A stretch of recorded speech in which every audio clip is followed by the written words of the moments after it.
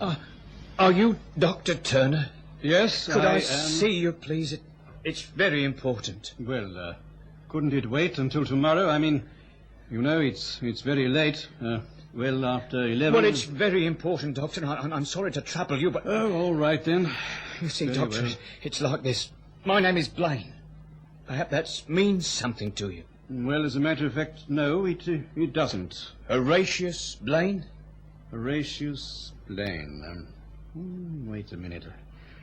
Horatius Blaine. Yes, I seem to remember. Yes. There was a Horatius Blaine found dead at Glenvale, and if I remember correctly, I examined the body. And?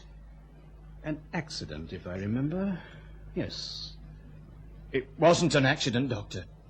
Horatius Blaine was murdered. Oh, come now, wait. I know, Doctor, because I am Horatius Blaine. I know what happened that night. You are... Oh, now, this is ridiculous. Is it, Doctor? Is it ridiculous? Look at me. Go on, look at me. I was the man you examined, wasn't I? Wasn't I, Doctor? I stared at the wild-eyed man opposite me.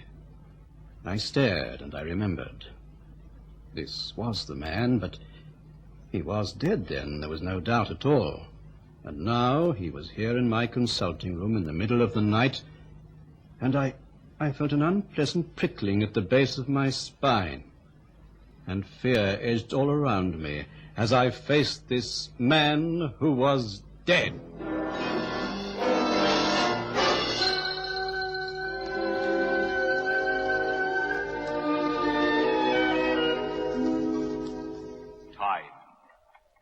The silent herald of life and death, success or failure, the unseen force that measures man's destiny, reaching its most fateful moment as it slowly strikes the 11th hour.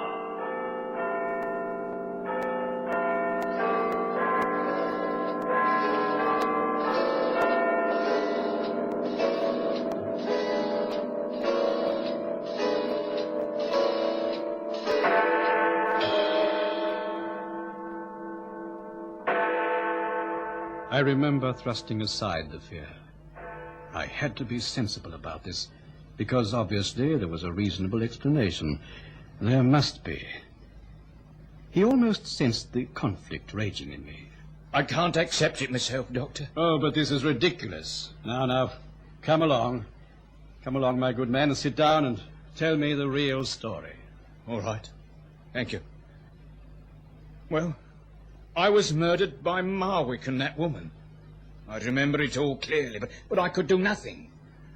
Marwick was very strong, and they rigged everything to make it look like an accident. They were very clever, the two of them, but, well, and of course they always have been.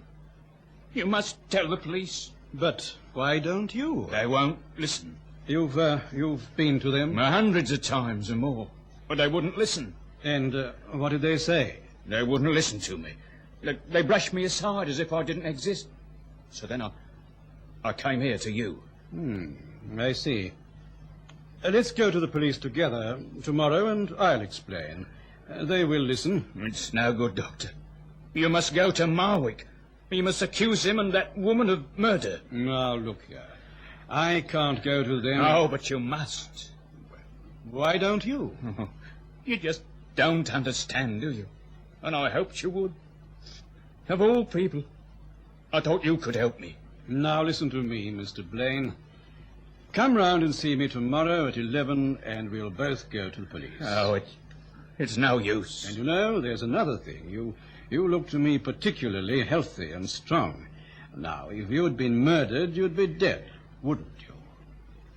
I am, Doctor. I am.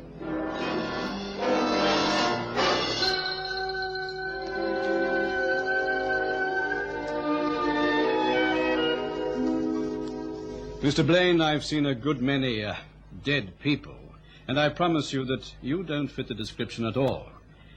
Now, please follow my suggestion. Come here at 11 tomorrow, and we'll follow this business through the correct channels. You don't believe me. You don't. It's all so hopeless. No one believes. There's no one. What can I do to make you... What can I do? Okay, I'm really feeling very tired, and if you come tomorrow, as I suggested, I'll do all I can to help you then. No one believes. No one believes. I opened the door, and the tiny figure stumbled away into the night. And I remember watching him, and in the light of a street lamp he turned, his eyes dark and reproachful. It was then that I heard Helen beside me. Darling, what are you standing here for? It's terribly late. Well, that character over there, you see him? Where? That's odd. He's gone. He was standing under that street lamp, and now he's gone. Well, anyway, if he's to be believed, he's dead. Peter, what are you talking about? According to him, he's one Horatius Blaine. Now, the last time I saw him, he was lying dead from injuries received in an accident. You mean the man you've just seen is the same person? He can't be, obviously, but it is intriguing because, you see, they're identical. But if he's dead... I know. If he's dead, he's dead, and that's the end of it. Well, this can't be the same person, obviously, but, well, they are alike. In fact, my dear, it's quite uncanny. Well, what did he call about? To tell me he was murdered by someone called Marwick. Of course, he's a crackpot. People seem to go that way sometimes and pester their unfortunate doctor. Oh, dear, I'm so tired. What did you tell him? Well, to call again tomorrow at 11 o'clock, when this affair will be handed over to the police. You know, you've got to placate them. It's no good telling him that he's crazy. It's odd, isn't it? Yes, it's very odd. Now, don't you go worrying about this, darling. The thing is, Peter... Yes? The thing is, why did you answer the door in the first place? Answer the door? Well, the fellow knocked, of course. But he didn't, Peter. What? He didn't knock. You were sitting in that chair there, reading. Then suddenly you got up and went into the hall. I came out to look for you, and you were standing at the door there. You said something about a man under the streetlight. I didn't hear anything or see anyone.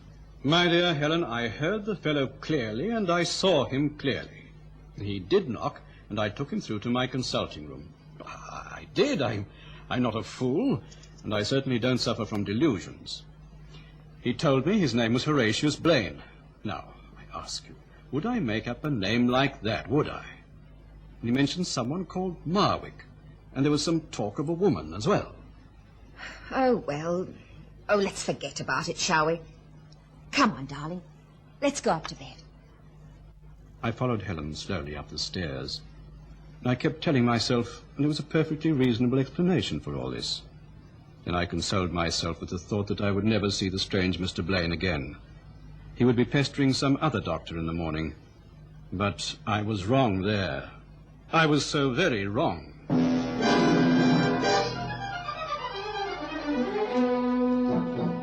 Last night. Your mysterious visitor. Oh, Lane. Great heavens, I've forgotten all about him. Liar.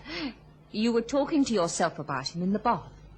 I wasn't. Oh, but you were. I heard you. Blaine, Blaine, Blaine. You said the name a dozen times. You know what I think we should do? We should forget all about it. The man's a crackpot. Well, it would be intriguing to investigate, now wouldn't it? Investigate? Investigate what? His murder. Oh, Helen. The Horatius Blaine I examined was not murdered. He died from severe injuries. Oh, great Scott, the police were quite satisfied. McNaughton was on the job, and he's a sensible fellow. All the same, let's investigate, just in case. Oh, it would be interesting, wouldn't it? I haven't the time to play detective, and no more will I allow you to do so. All I want to do is to find out if there was a man called Marwick associated with Blaine. That's all. Look, my dear, you'll forget but it. Peter... You're only wasting your time. Now, please, Helen, stay out of all this, will you? If Blaine comes to me at 11 o'clock today, we'll go to the police and let them sort this out. and I'll tell you exactly what happens. But, darling, Now, please don't argue. Yes, Peter. I remember waiting at 11 o'clock, half in trepidation for Blaine to arrive. But he didn't, and I confess it, I felt relief. I felt this lets me out of a lot. Well, it was at dinner that night that Helen spoke of him again. He didn't call, did he, Peter? You mean Blaine? Of course. No, but I didn't really expect him to. Just proves what I said in the first place. The fellow's a crackpot. There is a resemblance to the other Blaine, but that is possible. Perhaps he's a brother or something. Anyway, it does let me out of a great deal of unpleasantness. I checked about Marwick. You did what? Checked about Marwick. Helen, Darling, I had to, and I'm glad I did. I phoned every Marwick in the telephone book. For goodness sake, why do that? Because I felt it our duty. Our duty is to mind our own business, not get involved with some crazy eccentric with a chip on his shoulder. More than likely, Blaine has some feud on with Marwick and... Oh, Peter, I wish you'd let me tell you what happened. All right. Well? This particular Marwick is GL, and he lives in Burnham Terrace. He answered the telephone. And when I asked him if he knew Horatius Blaine, he paused before he answered. Then he said, very carefully and cautiously, "Who is that speaking?" Of course, I didn't let on, and then he threw down the receiver. And what does that prove? It proves that he does know Horatius Blaine. It proves that there might be some truth in what your visitor told you. Oh, my dear Helen. But that's not all. All right, go on. I went to Burnham Terrace. You did what? Now, just keep calm, Peter, and listen to me. You went there? I pretended I was carrying out a survey for a detergent manufacturer. Oh, this beats anything. It's a broken-down sort of a district, and the house looked deserted. I knocked, and a woman opened the door. Oh, I asked her a few questions. Then I inquired if Horatius Blaine lived there. She gasped with sheer terror and slammed the door in my face. Oh, you shouldn't have risked doing a thing like that, Helen. You must have been crazy. Anyway, I'm satisfied that your visitor might have been speaking the truth. Helen, do you realize what you're saying? Do you? Yes, I do, Peter. I know what I'm saying. That the man who called last night was Horatius Blaine. And he was dead. I stared at her. She spoke quite calmly. I could scarcely believe my ears. Was this really Helen talking? Don't you see what it means, Peter? Helen, what are you suggesting? I don't understand this, Peter. Not for a single moment. But I'm sure Marwick and that woman did kill Blaine. It all works out, now doesn't it? It's crazy and it's unhealthy. Now, please forget it. You're frightened, aren't you, Peter? Yes, I am, I suppose. I don't like thoughts of ghosts. In any case, they don't exist. They can't exist. I'm sure there's some perfectly reasonable explanation for all this. What are we going to do? Well? What on earth can we do? I ask you that, Helen. I can't go to Marwick and accuse him of murder. In any case, I dare say the fellow's quite innocent. But he did act strangely. Well, perhaps he was surprised at you asking for Blaine. There are dozens of explanations. I'm going to see Inspector McNaughton. You'll be wasting his time. At least I will be doing something to help Blaine. Help Blaine? Don't you see? Don't you see? That's why he came to you last night. Because he wants help. He needs help. I suggested he call on the police, but he said they won't listen to him. There you see, Peter. That proves it. They won't listen. That doesn't prove a confounded thing to me. All right, then. I'm going to McNaughton. Go to him, then. Do what you like. It's obvious that you won't listen to me. I wish you'd realize, Peter, that this is something I've got to do.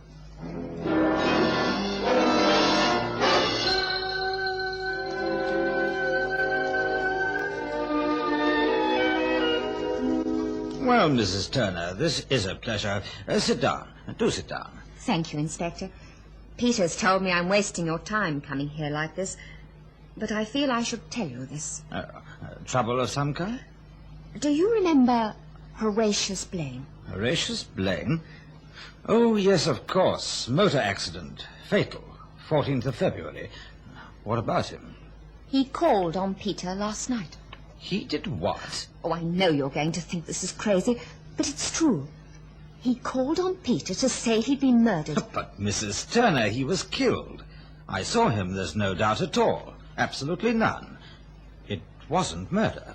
He named a person called Marwick. Now, Inspector, I went to see the Marwicks. You went to see them? I mentioned his name, and they were terrified. I'm sure they did kill him. Now, see here, Mrs. Turner. Oh, don't tell me this is ridiculous, that it's imagination, that you're sure there's some perfectly reasonable explanation for everything. I tell you, those people did kill that most unfortunate man. But he couldn't have called on your husband. He did. Did you see him? Well, no, but Peter did, and he talked to him. But you've just told me that your husband doesn't believe. He does in his heart, but he's too afraid to acknowledge it. Oh, Inspector, you must go round to these people. And accuse them of murder. Mrs. Turner, that's as much as my job's worth. If you receive an accusation from someone, you must investigate it, mustn't you? Well, we do make inquiries, yes. All right, then. I'm telling you that Horatius Blaine was murdered by Marwick. Now, you've got to do something about this. It's highly irregular and, I believe, irresponsible.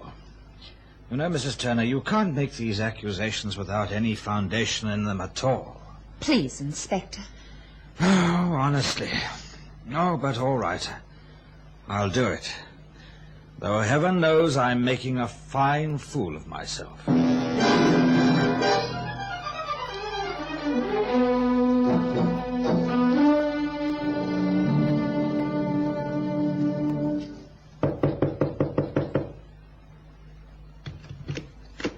Well, what do you want? A few questions. I've got nothing to say to the police. Now get out. Go on before I set the dogs on you. I'm coming in. Stand aside. Oh, a very fine way to treat a lady, I'm sure, pushing her aside. What's going on, Sean? Police officer, and full of cheek he is too. Police officer? What the devil do you want? A few questions about one Horatius Blaine. Never heard of him. Now, come on, officer. Push off. There's nothing for you here. Huh. Talk about the rights of folk in a free country. Pushes his way in, bruises me arm. You see, finger marks. Oh, I'll have something to say about this. Just you wait. I'm given to understand that you knew Blaine, that you knew him well. I've never heard of him, like I said. Yet this was the address given to us, and your name is Marwick. Must be some mistake. Who gave you our address? Oh, I know. Some nosy little blonde who called round here with her sly looks and her questions. That'll do, Sean. Now, push off, mister. You're on the wrong tack this time. There's the door. That's right. There's the door. And you tell that little blonde to try and pin the murder onto someone else but leave us alone. Watch your talk. Well, all I was saying was that... Oh! Told you to keep quiet. Now do just that. Oh, you hit me. I hit you and I'll do it again. Easy does it, Marwick. You asked me who told me to come here. Yes. Yes, that's right. Who told you? Blaine himself. But Blaine is dead. I tell you, he's dead. I know. But how do you? I haven't mentioned anything about Blaine being dead. Not a word. Yeah, well, she read it in the paper, mister. It was in the paper. An accident. So he couldn't have called on you. On the contrary, he did, although he was dead. He accused you and this woman here of his murder. No, it isn't true. It isn't. Now watch yourself, John. If you're going to break, you better get out. And that's final. She's staying here, Marwick. Yes. Blaine called on me and told me quite a story. I told you not to do it. I told you. I said leave him be, but no. Oh, no. You wanted the cash, so you did it your way. Look, I told you to be quiet. Oh. I told you to keep your hands off her, Marwick. He's a killer, he is. He is. He did it and rigged it like an accident. That's a lie. Oh, it's the truth. Now he's come back to haunt you. Good. Good. I said it was wrong. I did, Sergeant. I told him not to do it. I tried to talk him out of it, but I couldn't. And now we're both in trouble up to the neck because of him. Well, I'm getting out of here. Oh, no, you don't, Marwick. Stay where you are. There are some questions I would like to ask you.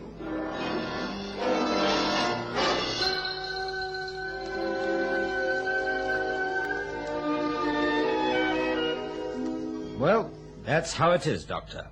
A full confession of murder. It's fantastic. We had no lead on them at all, not an inkling. And now we've got a fully fledged murderer on our hands. There's no doubt at all. No doubt at all. The woman broke when she heard about Blaine, told us everything. It was some money they were after. Marwick killed him, then arranged the accident. It was all very clever, and it did fool us, I confess it. If Mrs. Turner hadn't forced the issue and insisted that I visit Burnham Terrace, they would have got away with it. But there's a great deal I don't understand. For instance, did Blaine visit you? Yes, I think so. But you can't be sure, Doctor. Well, I was tired, Inspector. It had been a busy day. I seemed to talk to someone, then, of course, perhaps I didn't. Anyway, Dr. Turner, you've done us a great service. Thank you. You can thank Helen here. It was all her idea. I wouldn't have gone through with it. I still can't believe it all worked out the way it did. Lucky for us you insisted, Mrs. Turner. It was certainly lucky for us. Ah, well, I'd best be getting back to the station. I've still got a few loose threads to tie up. No. Please, don't trouble to see me out. I know my way. Goodbye, Inspector, and thank you. What do you think it all means, Peter? I've no idea at all, none. It could mean anything. Do you think he did come that night? Perhaps, or perhaps not. The more I think back, the less sure I am. Yet the name Marwick and everything, it does tie up. I believe he did come. I believe he wanted justice done. But for heaven's sake, Helen, why choose me? Me, of all people. I don't believe that stuff. I'm a practical man of science. I deal in facts, plain and simple facts. I like things I can see and feel and understand. The rest, I don't know. I just don't know. Yet it was an ideal ending, wasn't it? We couldn't have worked it out any better if we tried, could we now? I believe Horatius Blaine had a perfect revenge, and I'm glad for his sake. Helen took my arm, and we both sat there busy with our thoughts. Of course, Helen was right. The little man had the perfect revenge. But I'll never fully understand.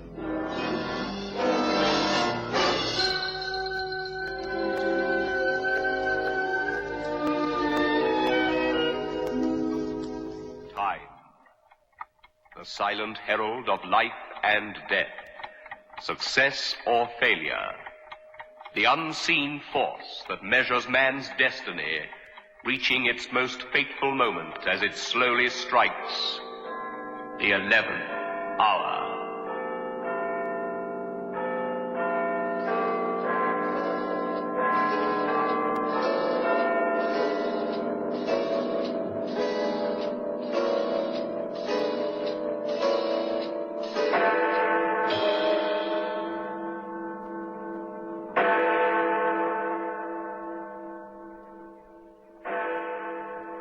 Time, the silent herald of life and death, success or failure, the unseen force that measures man's destiny, reaching its most fateful moment as it slowly strikes the 11th hour.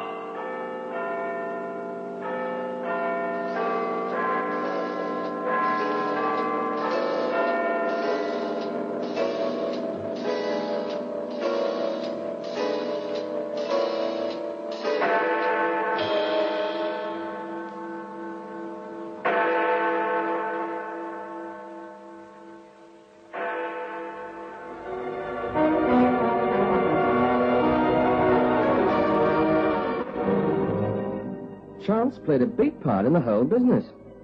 At any rate, it was chance that began it all. For if I hadn't gone into that particular cafe on the banks of the Seine at that particular time... Oh, but then I'm getting ahead of my story. There were tables outside with gaily striped little umbrellas over them, and I sat at one and ordered a café au lait.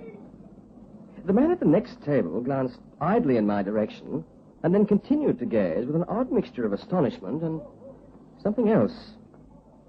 After the waiter had brought my coffee, he picked up his drink and crossed to my table. Monsieur permits? Oh, I'm always glad of a little company. You are a stranger in Paris, perhaps? On holiday. I arrived yesterday evening. Ah, yes, Paris in the spring. Very charming. May I introduce myself? Honoré Lestock. Oh, Geoffrey Parfit. I'm happy to know you, Monsieur Parfit. As we sat there, chatting idly, I began to wonder why this Frenchman should be so interested in me. In spite of his air of polished charm, there was a certain cold wariness about him. And he seemed to be showing an abnormal curiosity in the details of my life. I must have shown that I was getting a little rested. 1,000 pardons. No doubt you are wondering what is the reason for my sudden interest in you, Monsieur Parfit. Well, that was, more or less, the trend of my thoughts. And very natural. Allow me to explain. I am secretary to Georges Paturian. You know who he is. Vaguely. He's a big financier, isn't he? One of the biggest in Europe. You have doubtless read something of the activities of Monsieur Paturian, but you have never seen his photograph. No, I don't think I have. I merely ask you because if you had, you would have thought you were looking in a mirror. Oh, you mean we're so much alike? So much so that you could pass for Monsieur Paturian quite easily. Well, they say everyone has a double. Now, this is very interesting, Monsieur Lestock, but... A moment, Monsieur. It is possible we may be able to turn this likeness to some account. It occurs to me that you might be of considerable assistance to Monsieur Paturian in certain transactions he is negotiating at present. What kind of transactions? Oh, everything is perfectly legal, and Monsieur Paturian is a generous man.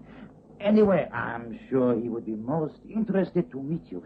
Perhaps you would be good enough to spare an hour. Well, I am on holidays, but I'm not promising anything yet. Naturally. Now, if you will excuse me for a few moments, I will telephone Monsieur Paturian. There is no harm in a little friendly discussion, is there?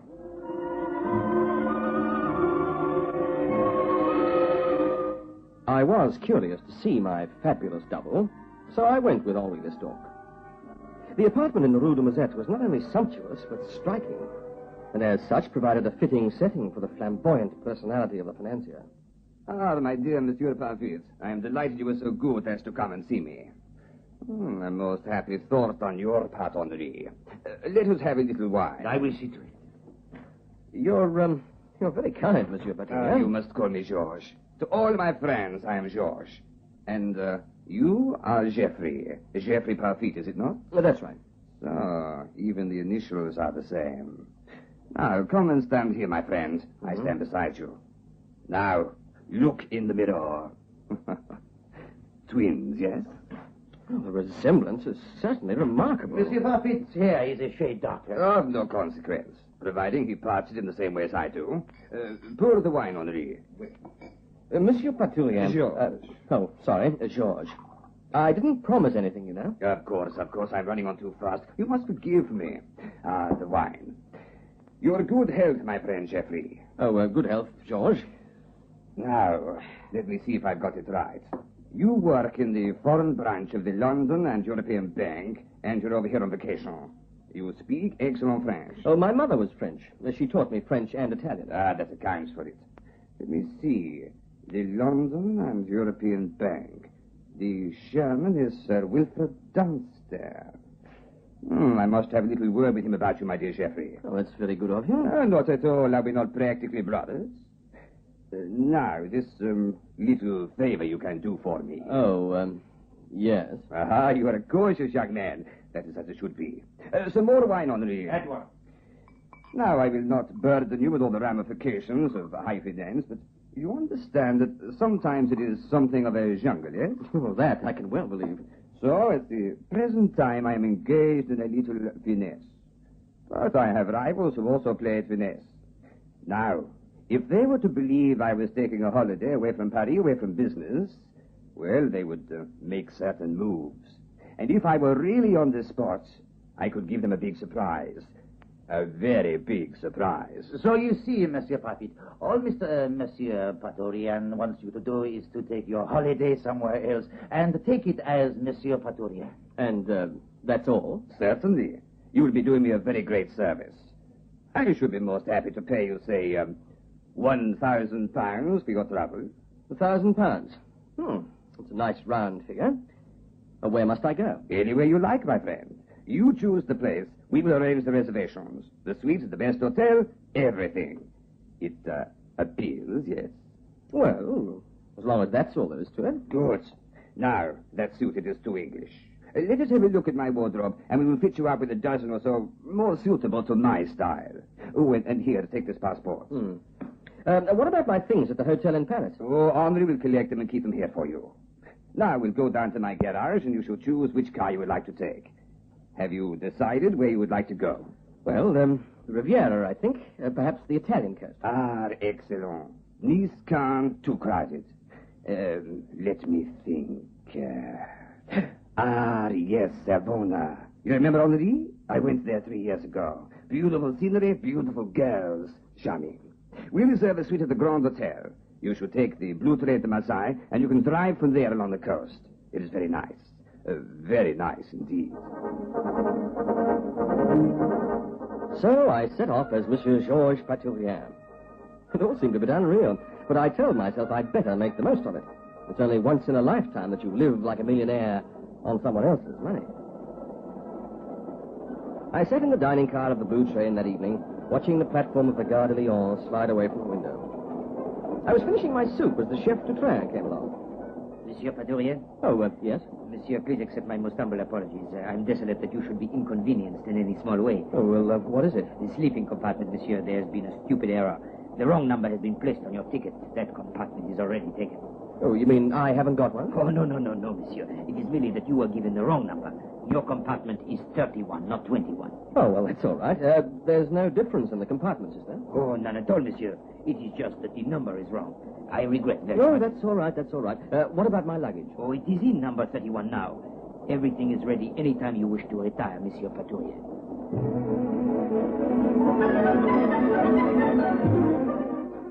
It was raining the next morning when we got to Marseille, so I decided to go on to Savona by train.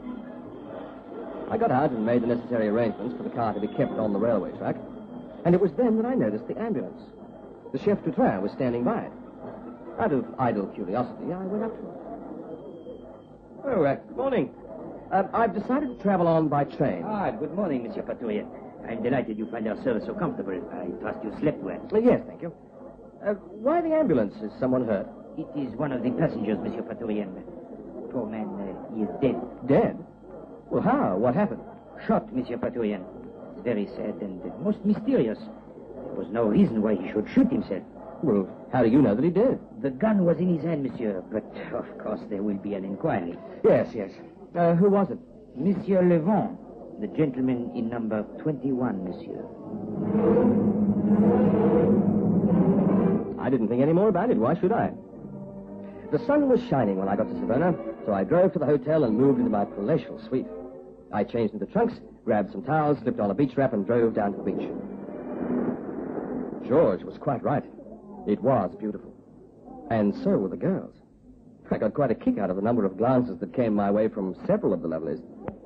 No doubt the word had gone round that I was Georges Padourien. And then I noticed one in particular. Sleek, lovely, and tanned, with dark, liquid eyes. I returned her smile. She came strolling across to where I sprawled on the sand. Well, hello. Help yourself to a beach towel. Thank you, George. Oh, I am glad you are being friendly. I thought at first you were going to ignore me. Well, I did not see you for a moment. No? I noticed you were busy. Still the same old George. And yet I think you have improved. Oh? In what way? You are not so vain. Oh, it's much nicer. Even though everything is all over, I think we could be friends now. Well, you know, I don't bear any ill will. Oh, then you have changed. When I told you we were through, you said... Yes, I was very silly, but... Well, let us leave the past in the past, shall we? Of course. Oh, you have no idea how relieved I am. When I heard you had made reservations at the hotel here, I wondered whether it would be best for me to go. Well, why should you? I thought perhaps you would make trouble. But now I see I was wrong. Oh, I am so glad you are sensible. Now we can be friends. Yes, of course. Here, you will get your back burned. Turn around and I will put some oil on for you. Oh, thank you. Oh, you men, you are all the same. But this is strange. Yeah, what's the matter? You are not Georges Paturian. Who are you? What are you talking about? Oh, don't try to deny it, my friend. Georges Paturian had a 3-inch scar across the back of his ribs. A bayonet wound in the war, he said. More likely a knife brawl in Marseille. You have no such scar. Well? All right, I am not Georges Paturian, but he knows I'm here. Look, suppose I drive you back to the hotel and we have a drink. It's rather a long story. All right. But first tell me this. Who are you? Geoffrey Parfit. And, come to that, I don't know who you are. I am Anna Miscali. I knew Georges 3 years ago. So I gathered. Now, here's the car. Hop in. Thank you. I see you are also in George's car. Yes, with his permission. I couldn't resist this one. I'm not surprised. Look out!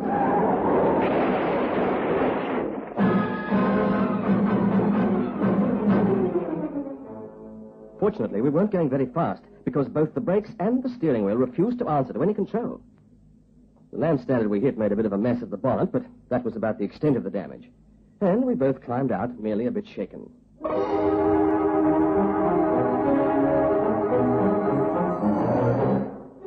Then I thought of the roads on the Alpes Maritimes, and what would have happened if I'd carried out my original intention of driving along the coast to Savona.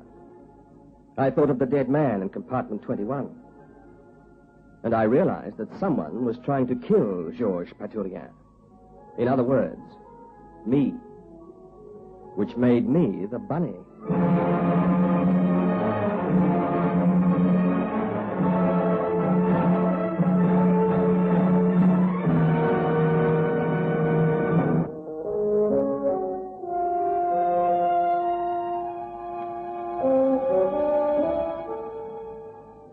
We could hear the hotel orchestra playing in the distance as we sat at a small table in the cocktail bar.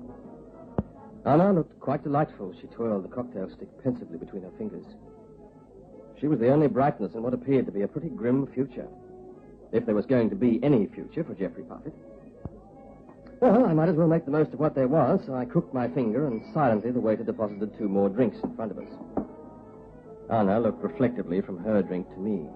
You know, Geoffrey, you're a much too nice a person to die so young. Oh, I don't know about that, but I'm certainly very interested in avoiding such a catastrophe. Oh, that Georges Paturian. He's a snake. Possibly.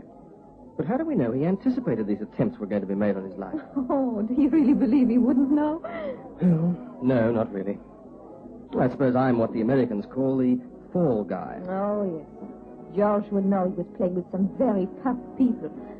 Oh, Georges was not without a certain kind of courage. And I doubt he was prepared to take the chance for the big stakes. Then Henri tells him about me. And our friend Georges decides that if someone is going to play her up, it would be far better they play her up with you instead of Georges. That is also typical of Georges. And I fell for it. You know, Anna, I think you'd better carry out your original idea and leave Savannah. Oh? Are you already tired of my company? By no means. But it might not be too healthy for you, if you're seen around with me. It's easy to see that you are not Georges. All the same, I am not going. The question is, what are you going to do? Well, I'm going to be very careful. Very careful indeed. You could return to Paris. I could try, but there's no guarantee I'd get there. I can't return to England without picking up my passport and clothes from Georges. No, I think the best thing to do is to stay here and hope I'll survive until Georges pulls off his deal, whatever it is. Oh, look. Henri, let's look. What? Oh, and coming across to us. He's got a nerve. So you are here, Anna. You look surprised, Henri. Were you expecting to attend a funeral? I was not expecting to see you, Anna. Not that she knows who you are, my friend. Well, you don't think I could bluff it out with her? No, of course not. We did not know Anna would be here, or we would never have suggested Savona. Yes, I'm sure. And I didn't know someone was going to try and kill me. Thoughtful of you not to mention it. But we didn't know either. I see you do not believe it. You see right. The first we knew of it was when George read in his morning's paper of the man who was killed in your sleeping berth. Then he realized what was happening and sent me to warn you immediately. Oh, I had the warning when the second attempt was made. So, you were warned. But please, do not regard us as monsters. Well, if we were, why should I rush across half a continent? I tell you, I haven't slept for 24 hours. All right. Let's take your good intentions as read. The point is, what do we do now? We must leave here immediately. I have a car outside. If we get away quickly and keep moving, it will be difficult to trace us. Yes, that makes sense. All right, I'll see to the luggage. No luggage. Leave everything at the hotel. We must not advertise our departure. What about Anna? I think Anna had better come with us. They might try to find you, by bringing pressure on her. Yes, that's true. Will you come, Anna? Of course. I will get myself up. It will be cold driving through the night. Then hurry, and nothing else, Matt. It must appear that we are merely going out for a little fresh air.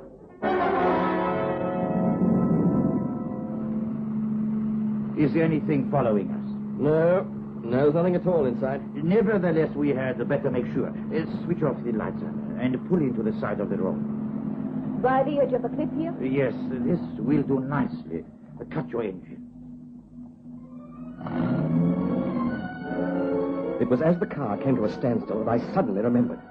Henri had said he'd had no sleep for 24 hours. It only took 4 hours to fly down from Paris. So he'd come by road, and that meant he must have left last night, the same time as I did. He could have boarded the blue train at Lyon and shot Monsieur Lavant. He was putting his hand into his jacket pocket as I reached behind him and grabbed his arm. As the big revolver came out, I put an arm lock on him, but the barrel of the gun was against Anna's side. Drop that gun or I'll break your arm. Not quick enough, my friend. If you put any more pressure on my arm, I shall pull the trigger. Keep still, Anna. So it was you that tried to kill me. Let go of my arm, or I'll pull the trigger. Listen, I swear to you that if you fire that gun, I'll break your arm immediately and your neck within 2 minutes. I shall count up to 5. If by the end of that time you have not released my arm, I assure you I shall fire. Don't release him, Jeffrey. He will kill anyway. 1, 2. You have no chance, my friend. Neither of you. I mean what I say. 3. Release my arm, and we will talk. No, Jeffrey, no. We talk now. No, when you release my arm. 4. You are stupid. Very well. 5. Well, do we talk? If you like. Your nerve is good. Oh, don't let him go, Jeffrey. Don't worry, I won't. Just remember what I said about breaking your neck if you feel like firing that gun. It's an interesting situation. If I fire, you kill me. If you try to disarm me, I kill Anna. And get killed yourself. Quite. So, we are at a deadlock. But I think I have the advantage. You dare not do anything, and you will get tired first. Someone will come. No. It is a remote part of the coast. And, of course, there is no one following you at all, my young friend. Why do you want to kill me? Things had been going a little wrong with our affairs. So George and I decided it was time to leave with, of course, several £1 million. We had arranged everything except one important detail, which was solved when we saw you. How perfect. If Monsieur Georges Paturian dies in Savone, the police will look no further for him or the money. And what about Anna? We did not expect Anna to come into the picture, but she is a meddler, so I'm afraid Anna will also have to go. I've told you what's going to happen if you touch Anna. There's a car coming up the hill. So it won't stop.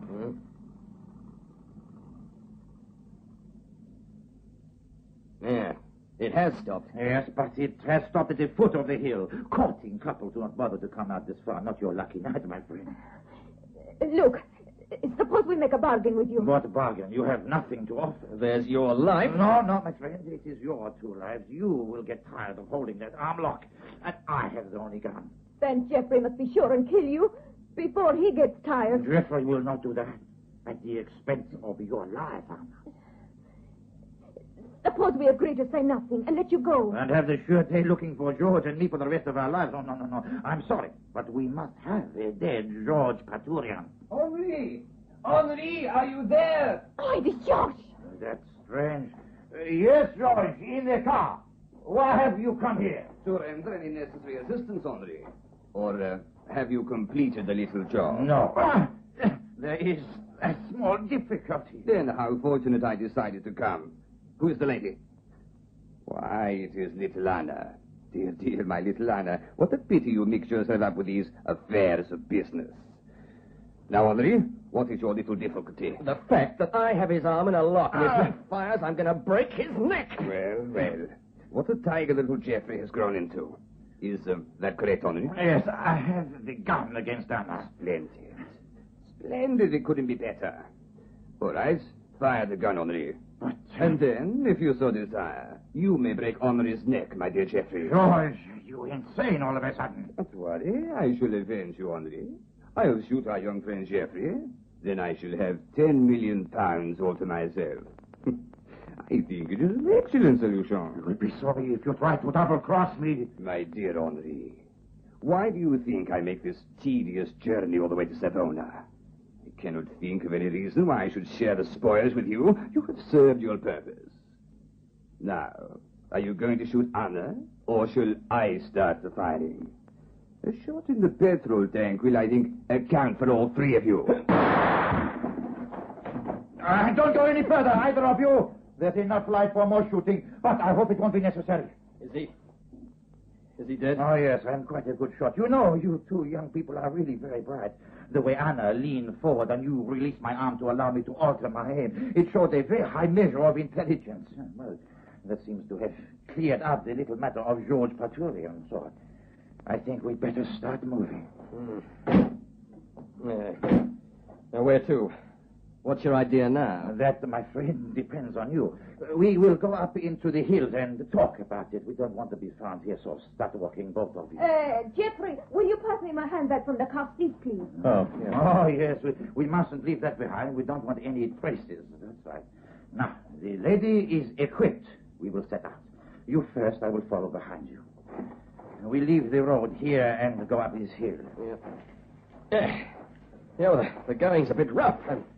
Here, take my hand, Anna. Oh, yes, that is a nice touch.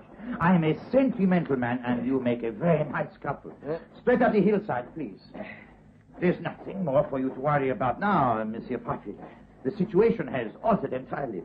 George Paturian is dead, and I'm the only one who knows where the money is safely hidden. So, we are all in a position to make a deal.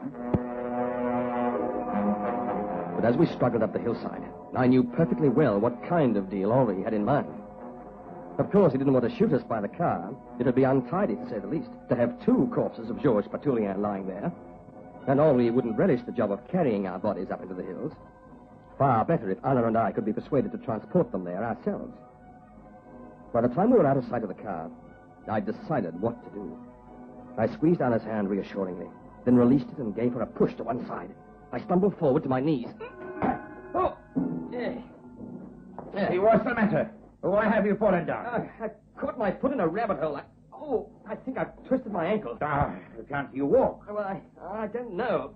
Just give me a hand. Oh, no. You don't catch me that way, my friend. Get up. Well, I can't put any weight on my foot. Well, it doesn't matter. I think we have come far enough. This will do. This will do for what? For this. It's all right. I've got his gun now. Oh, that was a tricky moment. Please, my shoulder. Oh, I was so frightened that was me. Please. Pipe down, Henri. Oh, you're 1 in a million, Anna. Oh, I'm so lucky I took the little gun when I fetched my wrap. You knew I had it. Yes, I felt it in your handbag when I passed it to you. Oh, I hoped you would. All right, Henri. On your feet. It's your turn to start walking.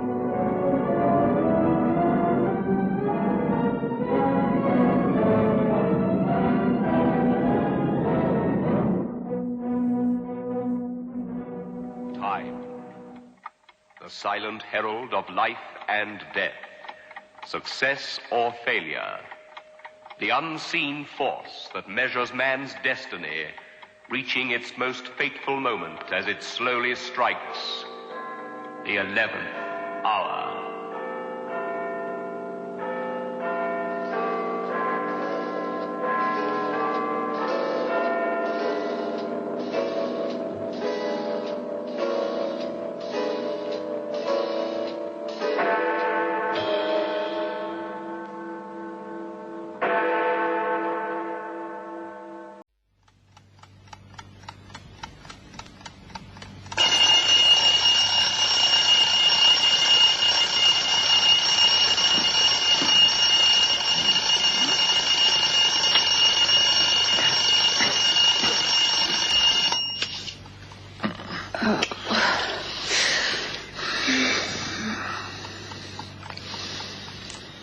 Roy? Roy? Time to get up. Oh, come on, Roy. Roy. All right. Oh, temper. You know what you said last night? If I don't get out of bed at once, you have my permission to pull the covers off me. You do and I'll kill you. Oh, come on, love. You know... Oh, brave man. Where are you? Hate alarm clocks. Where are you? Come on, you... Oh, Roy, there's no time. Roy? What's up? Roy, there's something wrong with my eyes. Roy? Hey? I can't... Can't what? Where are you? I can't see you.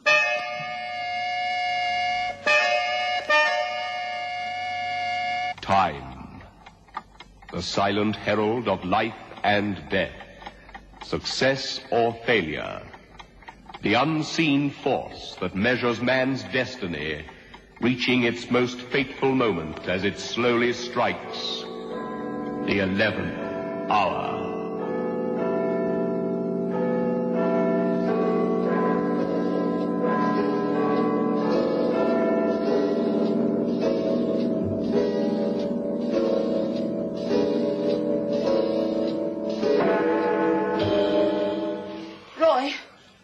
What's the matter with you this morning?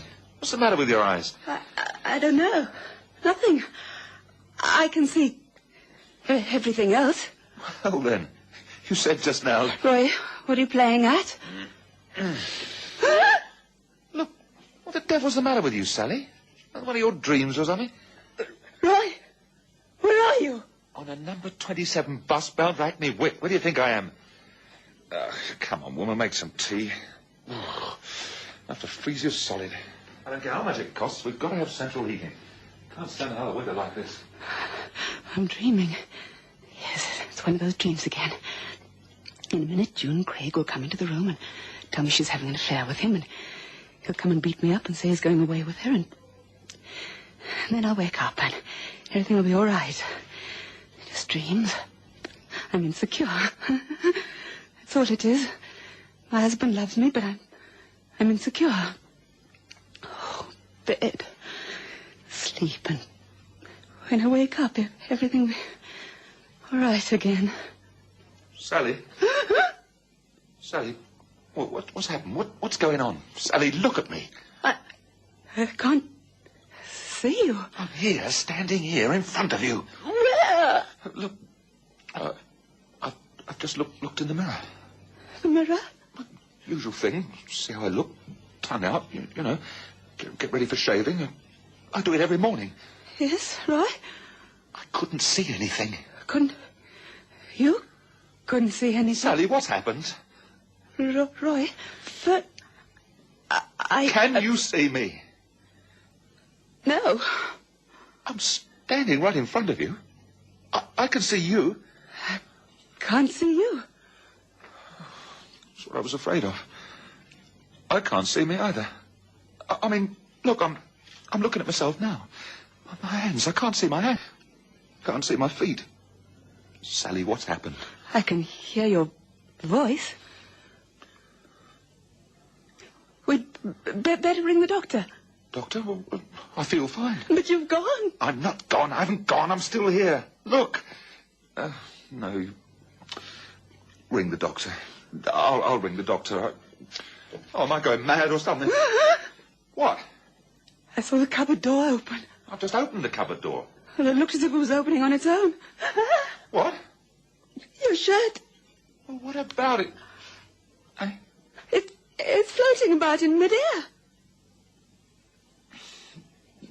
Would you ring Dr. Matthews, please, dear? Tell him... Don't tell him anything. I'm going back to bed. Tell him... Ask him to come here.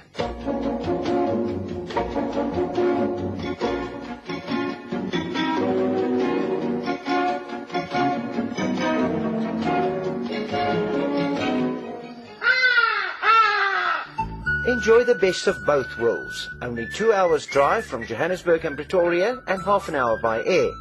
the magnificent Sundown Ranch Hotel and Lion Park, just 10 kilometers from the Pilansberg Game Reserve and Sun City Resort. It offers an exciting escape from the hustle and bustle of everyday life. Reasonable rates, excellent food, friendly service and comfortable air-conditioned rooms. It will ensure a memorable stay.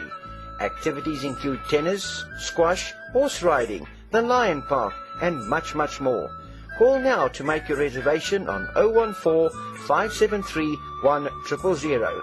That's 014-573-1000, or visit their website at www.restinations.co.za/Sundown Ranch. The Sundown Ranch Hotel and Lion Park. 2 worlds in one.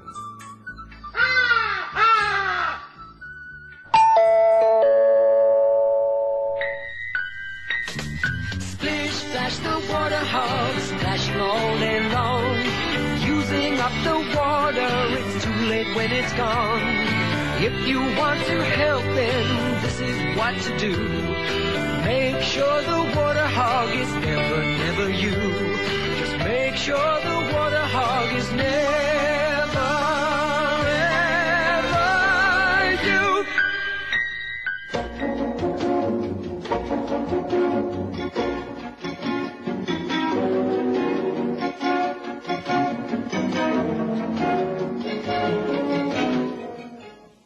In here, please, Doctor. You mustn't be what I mean is... Morning, Doctor. You see, that's him. That's Roy. You can see the lump where he's in the bed, but he's got nothing on, you see, and... Doctor? They want me for television. The Invisible Man. I'll feast, because I'm not really here. There. It's not funny.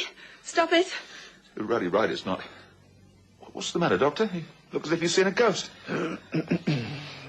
Mr. Horsey, when, This morning. I was all right last night. Wasn't I, Sally? Yes, I think so. Think so? You told me I was getting fat. She told me I was getting fat, Doctor, so obviously I could be seen last night. Here, what are you doing? It's all right, Mr. Horsey. I'm just satisfying myself. Here, get out. Your hands are cold. It's not funny. Why are you both laughing? Who's laughing? Well, you wouldn't laugh if your wife suddenly went invisible, Doctor. On the contrary, I'd be delighted. Tongue out, Mr. Horsey? Oh, no, there's no point, is there? Would you mind putting pyjamas on? You say with clothes on you can be seen and everything? Yes, but it's a bit unnerving. Pyjamas sitting up in bed with nothing in them. You see? Yes, yes. Like the washing line on frosty mornings. All the washing all stiff and... Well, what's happened to him, Dr. Matthews? I've got to help him. I mean to try, Mrs. Horsey. I mean to try. I see absolutely no point in taking my temperature, Doctor. I've somehow or other disappeared. I haven't got... Just hold on to that for a minute, Mr. Horsey. Mrs. Horsey, may I have a word or two with you, please? Oh, yes, we won't be a minute, Roy. What are you going to talk about that I can't hear? Roy, put that thermometer back in your mouth. Dr. Matthews is trying to help you.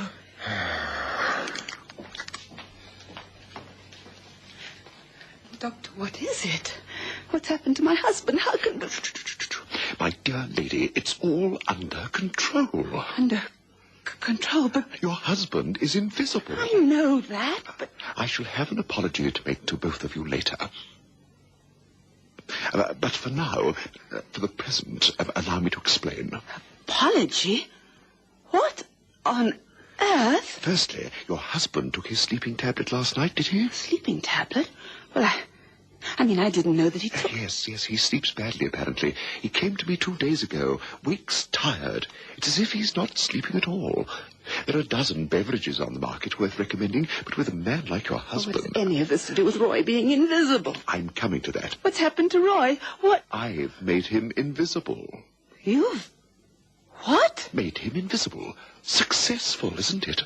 You can't see a thing, not even his, not a single inch of him. You? The sleeping pill wasn't a sleeping pill.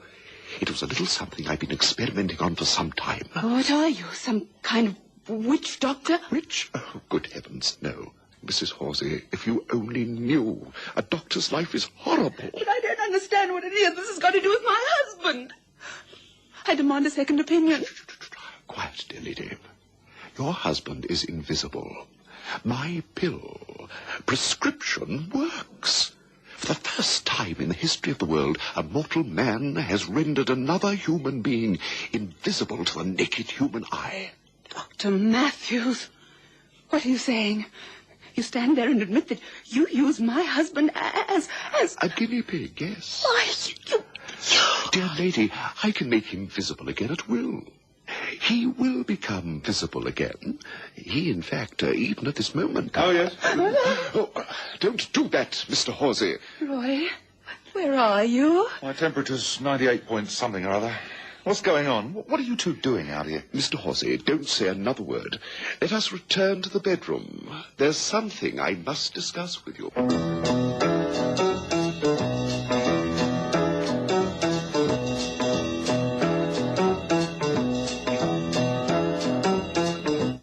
You're crazy. Not at all. Be prepared, Mrs. Horsey. As I've worked it out, in another 3 minutes precisely, your husband will be back with us in the flesh. Well, I really well hope you're right. Wait a minute, though. You have the blasted gall to stand there and tell me you did this on purpose. You made me invisible. Think of it, my friend. You are invisible.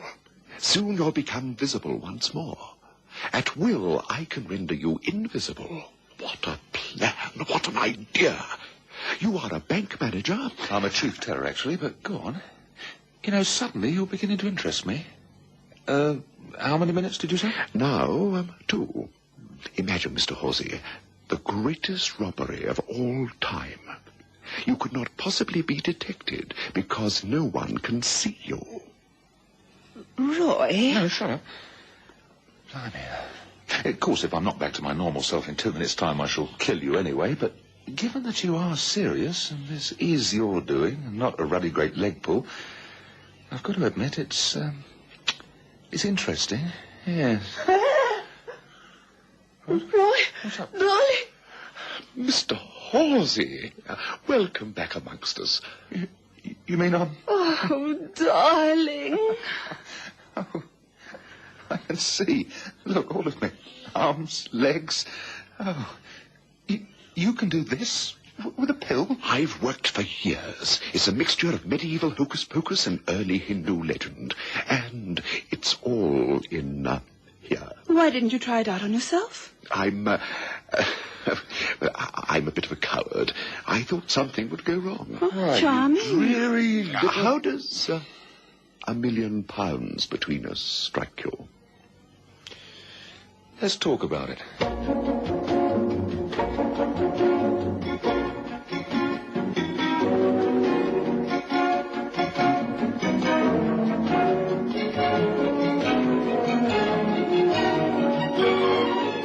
No risk whatsoever.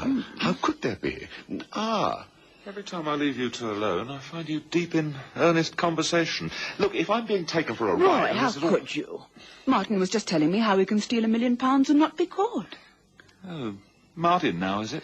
I see. If we're to work together, I think Christian names are necessary, don't you? I phoned the bank, told them I think I'm getting Asian flu. Good. I'll write you out a prescription. Now, you must go back to work tomorrow, of course. As chief teller, after the manager, you say the closing of the vaults, etc. This is your responsibility? That's right. Hey, I've just realized something. What's the good of being invisible if everybody's going to see my clothes walking about? You won't wear clothes. I see. You want me to go naked? Exactly. Naked through the streets? You can't do that. He'll be arrested. I see. Precisely. You see, but they won't see. I'll catch my death of cold. I'll write you out a prescription. A cold, Mr. Horsey, a mere cold. Poof, for $500,000. $750,000. 3 ways, and there's 2 of us. It's, my pill. Who's taking the risks? Anyway, wait. Dirty Bread Day. Yes, and, what? Dirty Bread Day. Last Thursday of every month. All the muck is shoved back to the mint. Lovely, dirty old notes. That's what we want.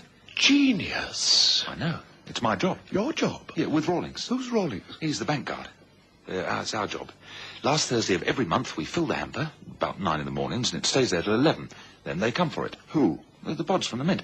Ruddy great armoured car. Very nice, all those old notes, you see. Lovely. Never trace them. Spend them at once, you could. Ah, Paris, Stockholm, the Far East. Rich. Never to see another appendix as long as I live. Our farm in the country, darling. Get up late.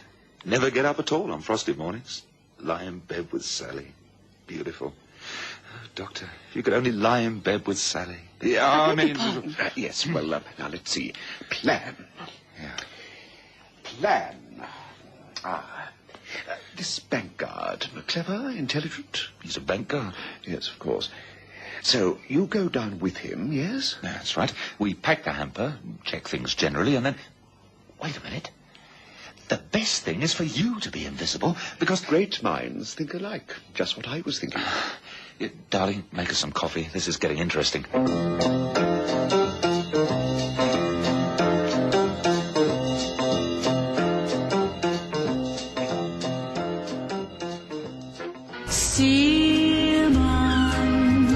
Die goeie ou dae van Springbok Radio is terug.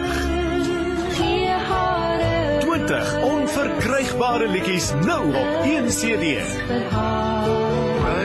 Met al jou gunstelinge. Virginia Lee, Cora Marie, Anton Goosen, Sonja Herold, Cupido en vele meer. Herleef Springbok Radio, Afrikaanse treffers.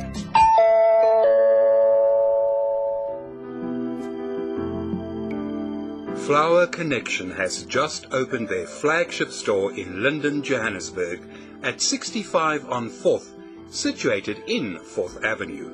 For fresh cut flowers, plants and florist accessories at wholesale prices, come to Flower Connection. Our Florist Academy is well known for its courses and flower arranging lessons. Give a unique gift this Mother's Day, a flower course. We supply all flowers and materials. Remember, instead of giving one bouquet, the flower course will be a gift for life.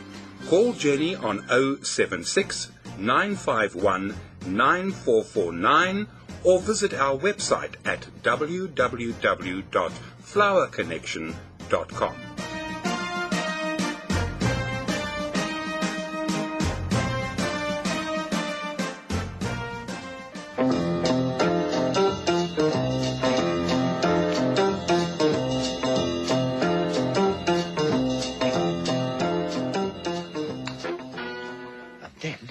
Slip in while me and old Rawlins go in, and then we go out, leaving you in there. Invisible, quite.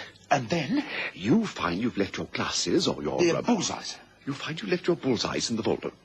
Bullseyes? Yeah, I chew them all the time at work. He gave up smoking, you see. Yeah, now Rawlins drags me about him. He smokes like a chimney. In fact, he'll want a quick puff while we're down there. Now, he might not come back with me, but if he does... You must distract him while I slip out with a hamper. 3 doors along from the vault, there's the Southern Electricity Supply cupboard. It's 8 by 8, roughly. Now, I'll have it unlocked that morning. I'll see to all that. Now, in there with the hamper, and then... Oh, how do you... I mean... What if... No, shut up, darling. You haven't got a criminal's mind. It's hopeless. Just help me spend the notes. I have it. You complain of a headache. You must go to the chemist. Out you go, you take a pill and return in 3 minutes. Invisible. 3 minutes? That's all it takes, remember? I told you to take the sleeping pill 3 minutes before you went to bed. So I went invisible as soon as that? I didn't notice. But you probably don't sleep with the light on. I mean, you would feel your husband's presence and... well, I mean... Oh, yes, I felt his presence. I knew he was there all right. Where were we? You return to the bank... Come to me, and we carry the hamper out together. 2 completely invisible men. With a hamper? Yeah, brilliant. Big hamper? It can't fail. No. What about this hamper? What about the hamper? About the... Oh, yeah. I didn't think of that. A big hamper floating through the streets, eh? Yeah. Can't give the hamper a bill, can you? We're left with a problem. Yeah. Let's work on it. More coffee, love. Dodgy, that is. Big hamper floating down the high street. It's going to be ruddy cold, isn't it? Embarrassing, too, really. So, think. There we are, both in the cupboard place where all the electricity is. With the hamper of money. Both starkers. Yeah, both sans clothes. Now. Yes. Mustn't leave it to improvisation, must we? No, too risky. Hey, This pill affair, how long... How long what? Well, how long does the invisibility last? As long as I wish it to last. Last evening, I told you to take my pill at 10:30. You told me you were regular to bed. You also said your alarm went off every morning at 6:30. 10:30 to 6:30, a civilized 8 hours. I calculated 9.5 and stood by my phone this morning. Stood by? Yes. If your wife hadn't rung when she did, I would have phoned you. I was dressed and ready for the car that sometimes won't start. This morning it did. Dodgy doctor you are. Coffee. Sorry it's Tim. With the money from the robbery, I shall buy 2 Rolls Royces, one with a wickerwork side. Yeah, but for the moment, we're both naked in a cupboard with a lot of money. Our goose pimples won't be seen, will they? Don't be frivolous. Think. Think. Think.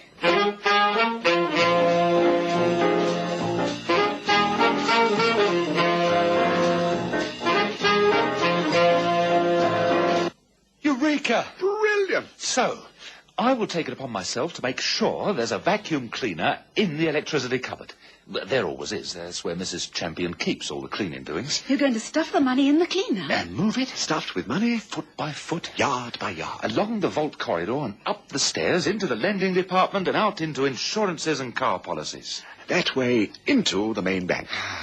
No one will give a vacuum cleaner leaning against a wall a second glance. Of course, one of us in his invisibility will have to go ahead and warn the other of anyone approaching.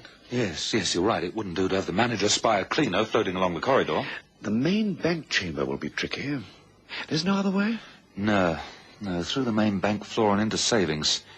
Never many people in savings these days. That's the small left-hand entrance. Now, outside there... You want me with a car? Right. Vacuum cleaner to the door, leave it there for a moment, and then whip it out into the car and away. It's foolproof.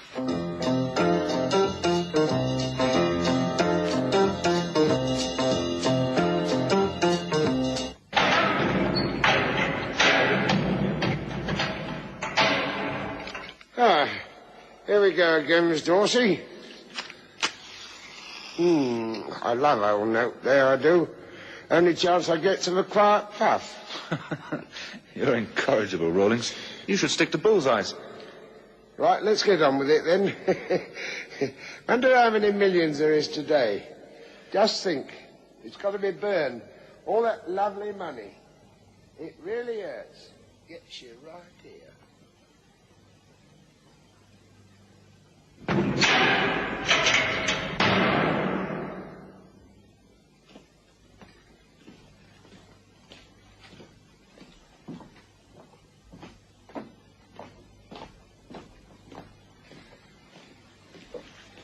Oh, blast. What? I left my bullseyes in the vault. I'll just whip back for them, eh? I'll wait here. Save my feet. Right, hang on.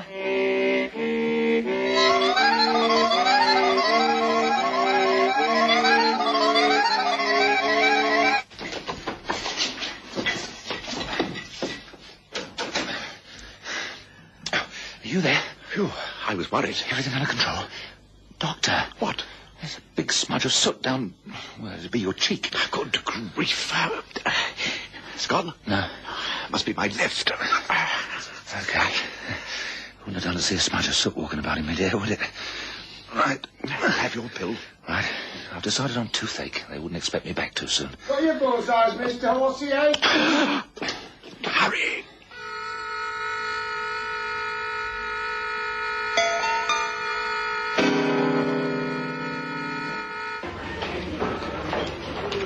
Miss Crossfield, if anyone needs me, I've got the devil of a toothache. It's killing me. I'll be back soon.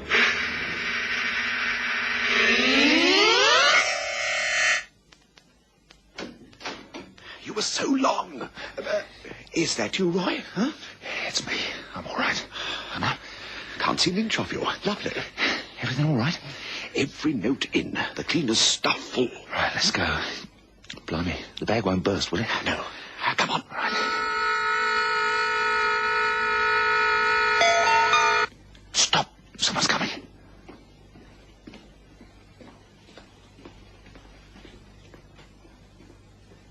Right.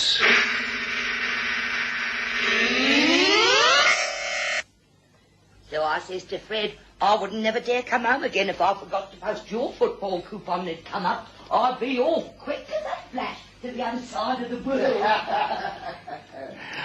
Oh, my heart. It won't stand it. Come on.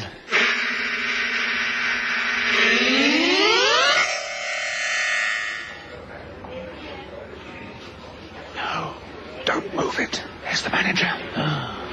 He's looking. He's looking at the cleaner. Oh, no, it's all up. No, he's gone. Quick, couple of inches. Quick.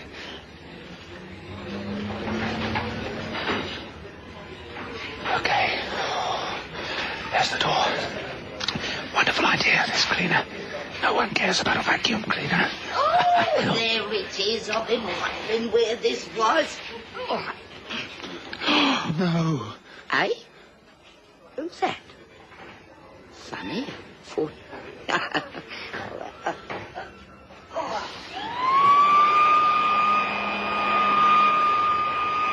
Roy, keep calm. She always tries this on a Thursday. Always the same. Tries to get cleaning done so she can get out quickly. 4:10. Crikey, I'm freezing. It's getting late.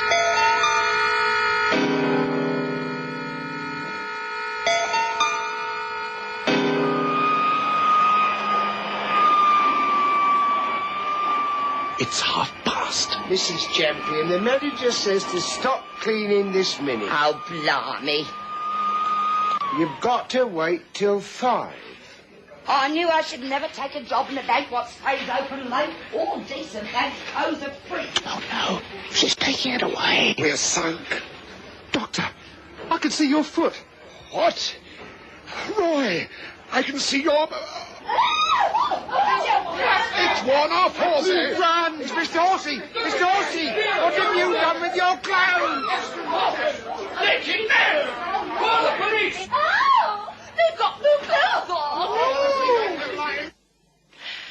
Oh, bloody spoil sports. Not letting me get ahead with me cleaning. This bag hasn't been emptied in years, neither. Cute. Full up.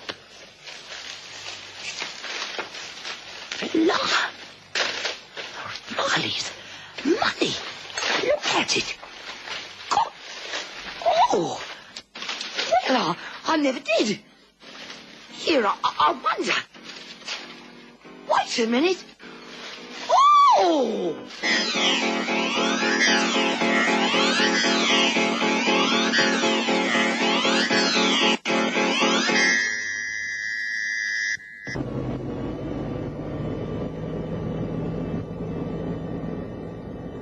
Yes. I think I'll have a large double Cointreau, thank you. I've always been partial to a little bit of liquor on my overseas trips, you know. Certainly, madam. Going abroad for long? Oh, a few years, perhaps. Always rather fancied Japan. And might push on into Australia. Got a son, no. My husband Fred's always wanted a sheep farm, too. Haven't you, Fred? Yes, of course you have. I envy you, madam. One large Cointreau.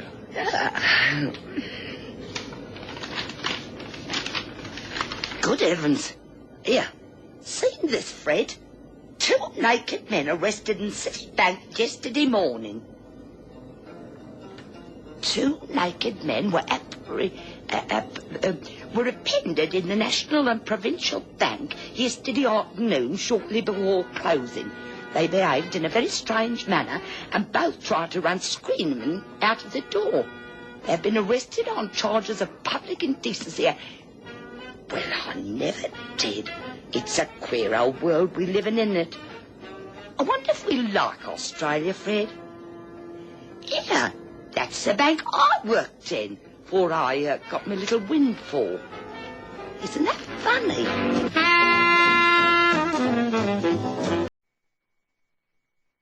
He's waiting for you, Irishman. Up those stairs. Before I go, I want some kind of explanation. Explanation? Yes, what's all this about?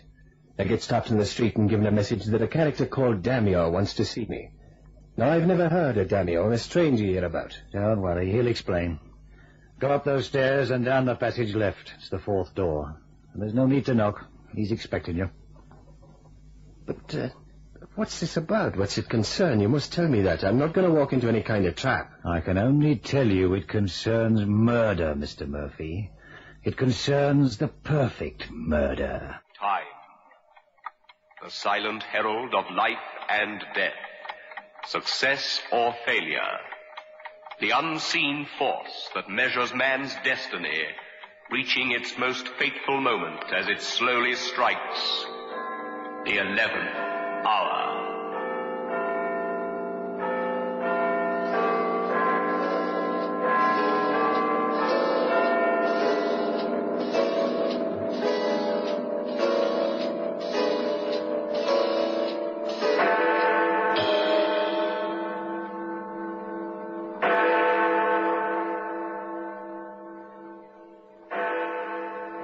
Good evening, Mr. Murphy. I'm so delighted you came. Sit down, sit down. Sherry, perhaps? Well, I don't mind if I do. But first let me introduce myself. I am Damio de Braga.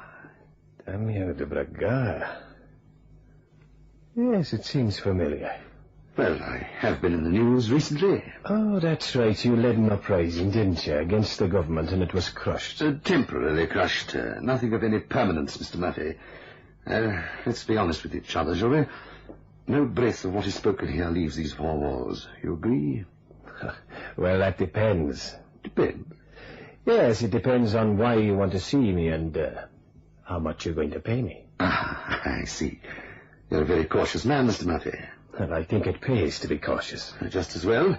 It suits my purpose all the better. I can't have men who are indiscreet. Men of your type aren't easy to find, believe me. Now, in this dossier here are the details of your life. Details of my life? Now, see here, wait a minute. It's all here, Mr. Murphy, in this dossier. You have no secrets, none whatsoever. For instance, I know perfectly well that you, I think the word is, skipped the country because of an unsolved murder standing to your credit. What the devil do you know about that? It was a girl, wasn't it, who became a little difficult. You shot her and you were too quick and clever for the police. Now, that's what I like. A clever man. They're so very rare.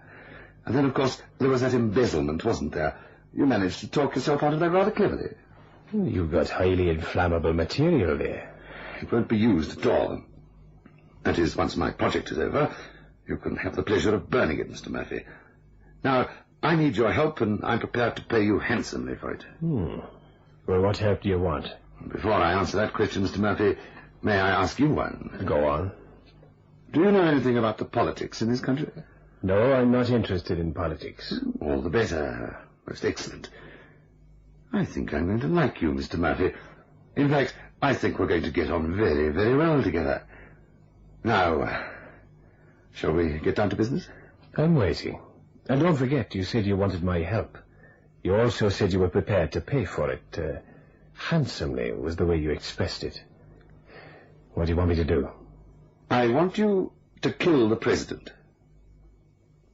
You want me to what? Yes, kill the president and all his underlings. I want the entire government eradicated, like that. You want me to kill them? Kill every one of them. And when you've done that, I take over. On this occasion, my uprising won't be a failure. Are you serious? Do I look as if I jest? But this is fantastic. Not fantastic at all. The workless crowds have already demonstrated against the president and the government. They need someone to lead them, and I am that person. But I can do nothing until the government has been erased. I see. But just how do you expect me to perform this mass elimination? Now, don't forget I've only killed one girl in my time. I've never gone in for murder wholesale. First of all, will you do it? Oh, yes, I'll do it, but I want a written guarantee about the money. In fact, I'm not sure I don't want the money in advance. I'm willing to give it to you. You mean that? I never say a thing unless I mean it. I'm willing to pay you in English money. That suits you better, doesn't it? What about £10,000? 10,000? You're tempted? I'm with you all the way. I'd kill a whole army for that. £10,000, that's a lot of money. Well, there's a great deal at stake. My dreams, my whole future. Now listen to me carefully, Mr. Murphy. I'll tell you my plans.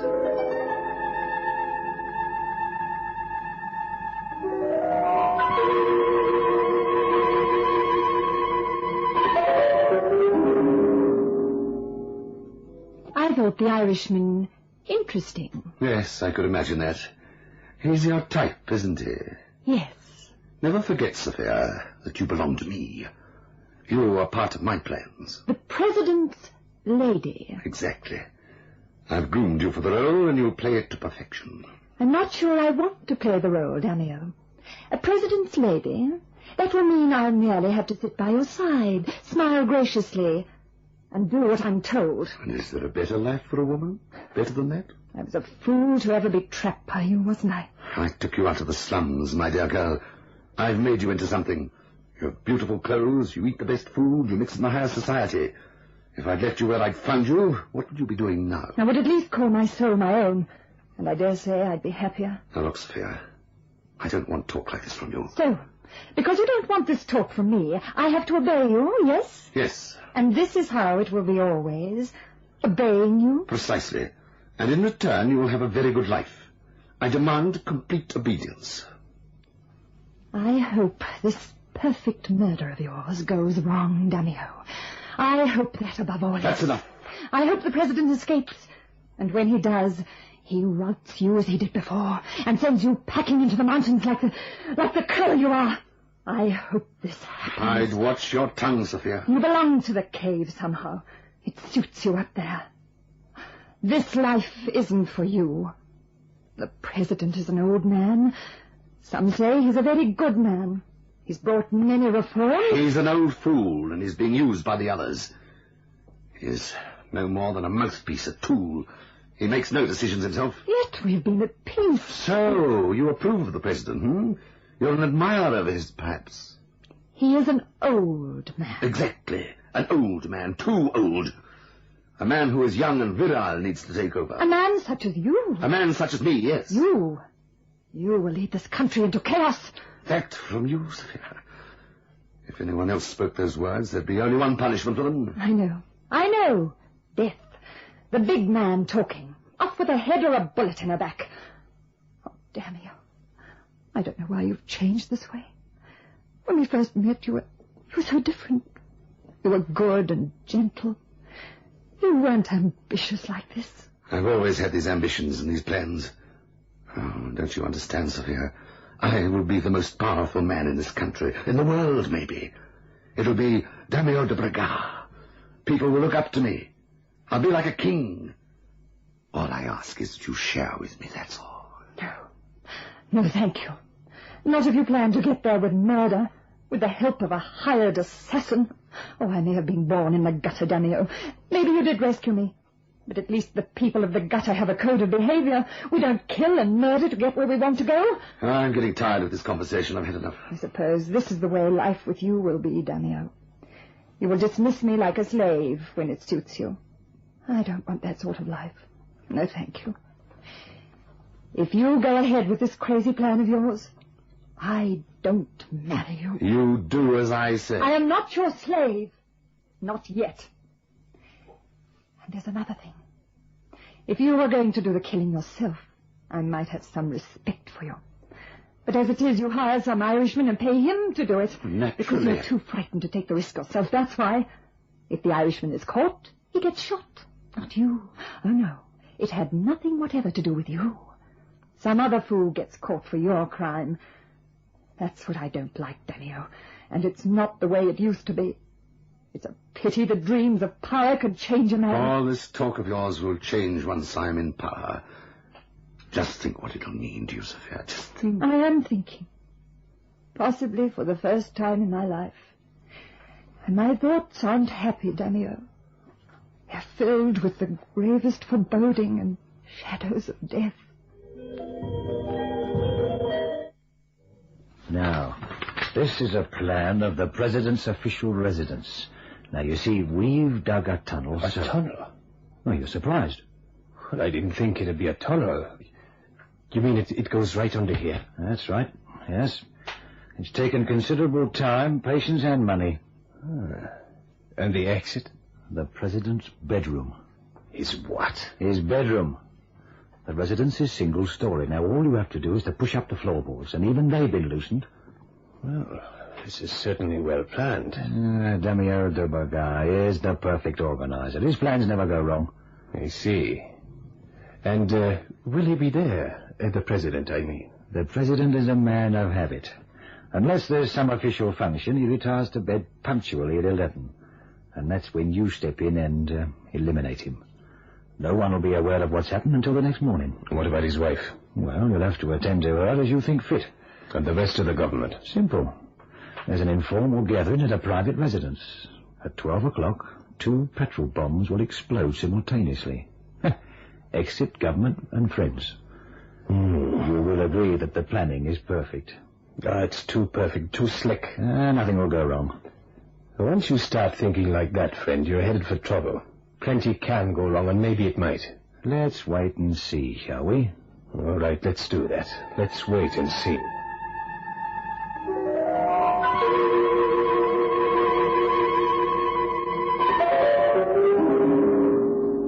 Well, what do you think of our tunnel, Mr. Murphy? It's quite a luxurious job. Everything I do, Mr. Murphy, impresses people. Well, how long did it take to carve out this effort? Many, many months. It even has air conditioning. We have to make sure that our friends were comfortable while they worked here. It's a devil of a long one, too. It extends under the street, 2 houses and a small park. No one suspects of its existence. That's the thing that makes me so proud. No one suspects. Because the people who helped to create this masterpiece will never talk. And just what do you mean by that? Just that. They won't ever talk. Damio? That's Sophia's voice. Where are you? Back here, Damio. No, don't try and shine the torch. You can't see me. I'm well concealed. But I thought I'd tell you, Damio, you're going to take a very active part in the assassination. What the blazes do you mean? You thought you would push the mad Irishman into the president's bedroom. You thought he would perform the murder, while you and Henrik raced back along the tunnel, and then blow it up. What the devil are you talking about? You know as well as I do, Damio. Those were your plans. When the Irishman tried to escape, the only exit would be through the residence. He will be seen, he will be caught, and he will be made to pay for his crime. That's the way you planned it, isn't it? Isn't it, Damio? Then you will collect your money, and this little enterprise will have cost you nothing, but will bring you a great profit. What is she up to? Let me handle her. Now, Sophia, my dear. When you talk like that, Damio, I am instantly suspicious. Now, don't try and creep up to me. You see, I have a torch, too. A very powerful torch. Put that light out. I can see exactly where the 3 of you are. Now, Damio, you see where I am standing, do you? Damio, she knows. She's standing at the lever. For goodness sake, go, John. Stop her. What lever is this? I don't know what you're talking about. She knows, Damio, she knows. I can hear every word you say. It echoes along here as if it was a telephone. I know all about the lever, Henrik. I know everything. If I pull it down, dynamite will explode, and that will be the end of the tunnel. All very clever. As you say, Damio, planned perfectly. Is all this true? Of course it's not. Don't listen to her, Irishman. Don't listen to a word she says. Damio, take this gun. Right. I'll shine the torch. The moment it strikes her, shoot. Hey, now, wait a minute. You can't do that. Be part of this, Irishman. Nothing to do with you. Now, Damio, are you ready? Right. Now. Oh, very clever, weren't you, Henrik? You missed. Now it's my turn. See how you like this.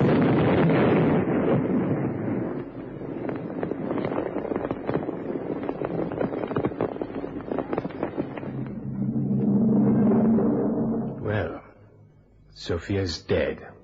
And we can't get out. We have to go on. She's dead. Was that the way it was going to be with me? I swear to you, I know nothing of this.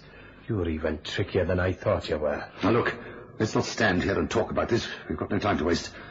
That explosion's going to bring the people running. I don't want them to check up on the tunnel and find us here. Now, you lead the way, Henrik. Tell us once we're onto the bedroom of the president. It's around this corner now. Right up there, see? There's a light covering of earth. Dig that away, and the floorboards will be exposed. Good. There's the spade already in waiting.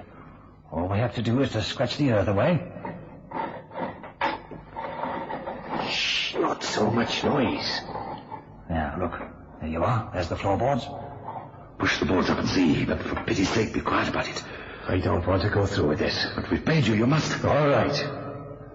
All right, I'll do it. But I'm watching the two of you, don't forget that. I'm watching the two of you closely. Will you push up those floorboards for pity's sake? We can't delay any longer. All right.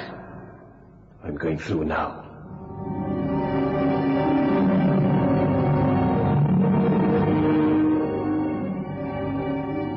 I found myself in a large bedroom. It was ornate and exquisitely furnished. A great chandelier shone down on me. I found I was in a corner of the room, and in the center was a great canopied bed.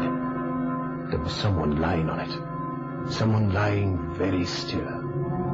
Otherwise, the room seemed empty. I remember feeling Damio push me, and I heard him whisper, Quickly get moving, don't just stand there. I tiptoed across the room. The whole place seemed deathly quiet. I didn't like it. It was too easy. I found myself at the side of the bed. The man who lay there was in what seemed a deep sleep. He was old, and his face was dead white. His eyes closed and his mouth slightly open. I stood there appalled. It seemed ruthless and cruel to kill someone who was so frail and so defenseless. Then I heard the door open, and a voice called out. Who are you? What are you doing? Now don't you get into a panic, ma'am. You just take it easy. Who are you? What are you doing Look, here? I'm not going to hurt anyone. I've come in here by mistake. By mistake? But those floorboards, you've pushed those floorboards up. Who are you? I ask you again, who are you and what are you doing here in this room at this time? Who gave you permission to come? Who gave it to you? I would forget the dramatics, Anna, my dear. Damio de Braga. So they were right when they said I had to beware of you. What do you want, Damio? Who is this man? Why are you here? You know quite well why I'm here, Anna. This is something that should have been done, so long ago. You mean? I mean your husband. Kill him. It'll be very quick and very mercifully done. The Irishman is an expert. Get on with it, Murphy. Get on with it quickly now. You mustn't touch him. You mustn't go near him. Now, wait a minute, Anna. I won't allow you to. I won't. Keep quiet. No. Grab her, Henrik. Yes, grab her and keep her quiet. We don't want him woken up. But don't you understand? You don't. Quiet, you, quiet. Leave me alone. Leave me alone, I say. Quiet! Quickly, Murphy, quickly. Use a pillow. That'll be the best thing and the quickest. A pillow, quickly, quickly. I grabbed a pillow almost automatically. Then I stood and looked at the old man. He was so defenseless, so old and so frail. I found I couldn't do it.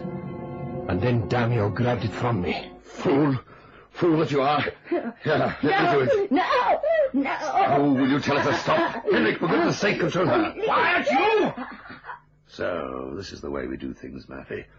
This is the way a man who plans perfectly follows through those plans. I couldn't look.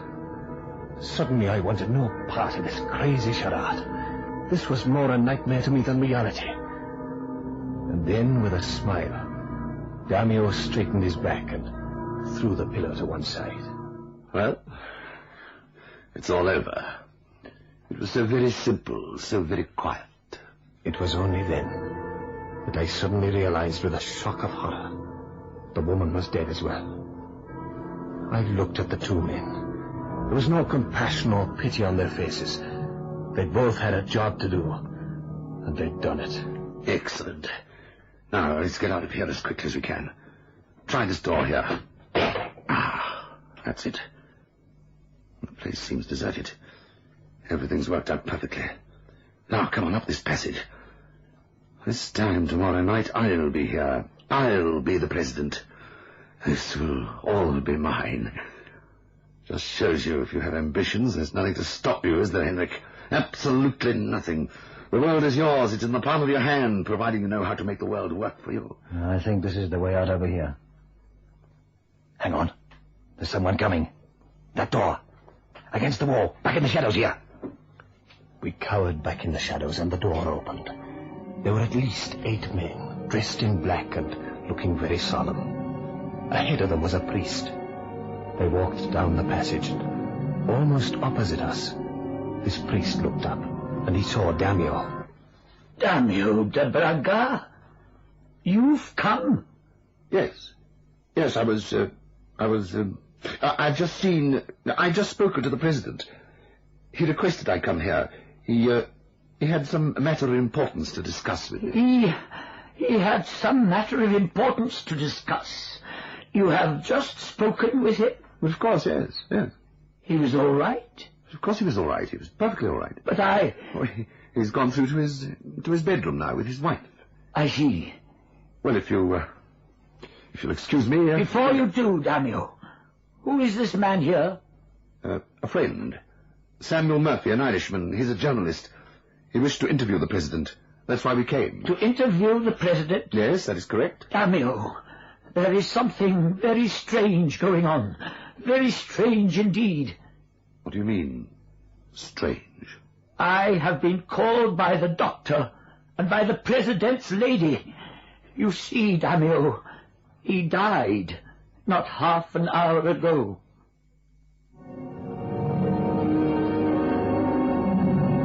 I felt I wanted to laugh. In fact, I think I did. Because I found them looking at me shocked and surprised. Damio didn't say a word. And I remember shouting hysterically, "He planned, Father! He planned perfectly! But don't you understand? Damio de Braga didn't plan for this."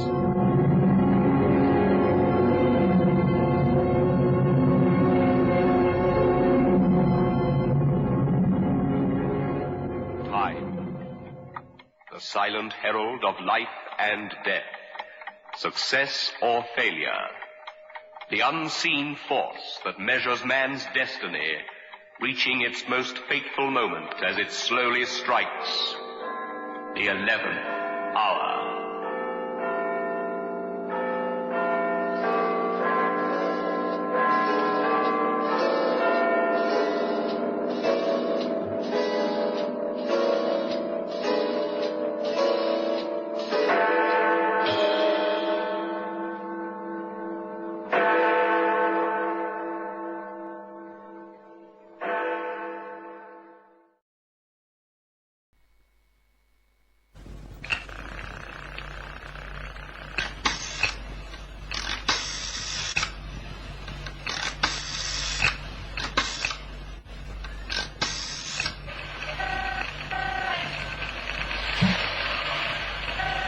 Hello?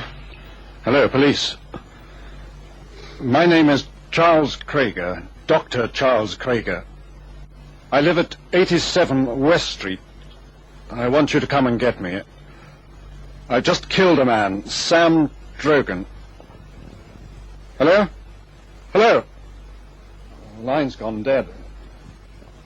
Hello. I think we were cut off. Did you hear me?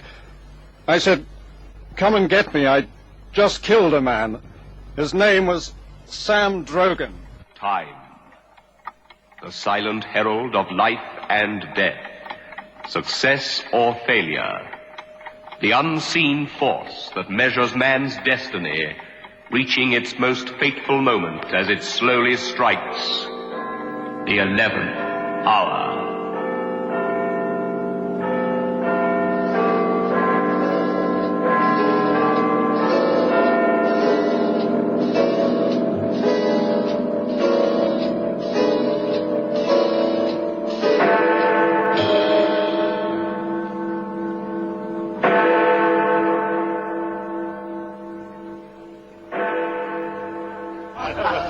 Now, I'm willing to bet on it. I'm telling you, as sure as my name is Sam Drogan,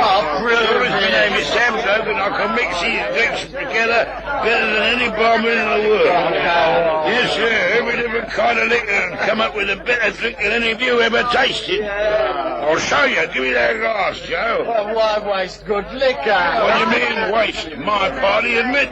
And let's see now, right, little scotch. Hey, not too much. Oh, now a little gin. Little gin. There's some absinthe. Absinthe makes the heart grow fonder. Drag him out. A little this, a little that.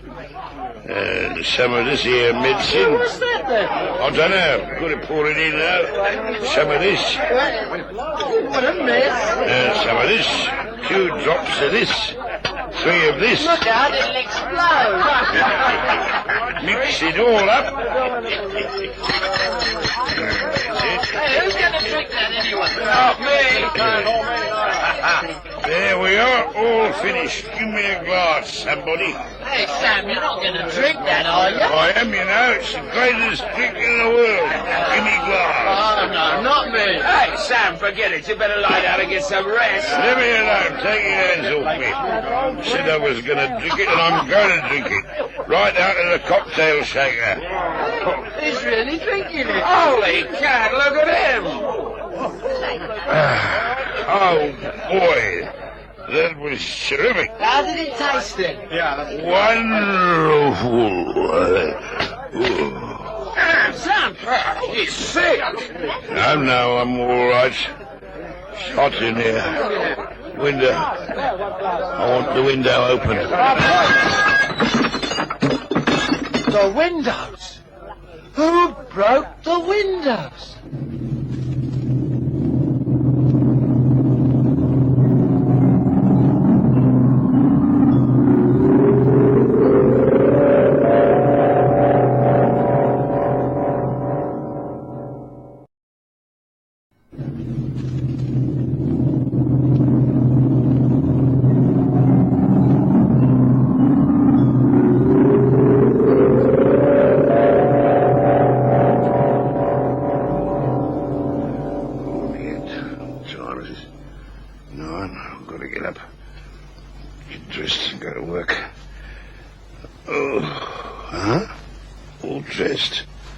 Pity me clothes.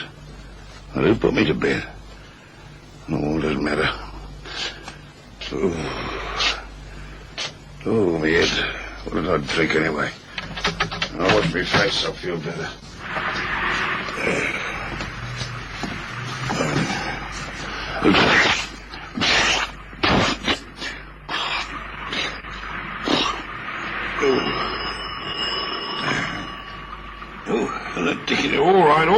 All right, towel. All right, I'm coming. Hello. Who? Oh, yes, hello, Fred. Yes, I'm coming down to the office. Party? All right, a man can have some fun once in a while, can't he? Yes, I'll be there. Goodbye. Oh, you are working for me, all right, yeah. Oh, where's the hat?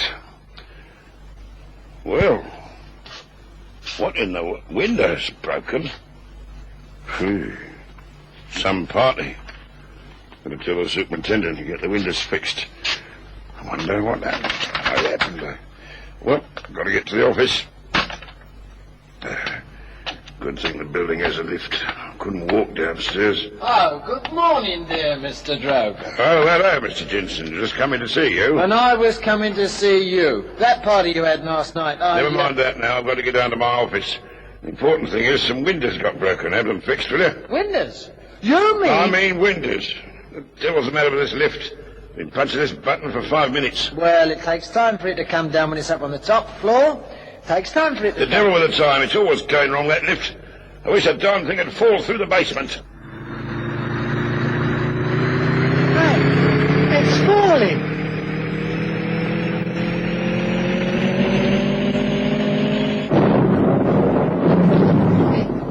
It fell. Just like you said.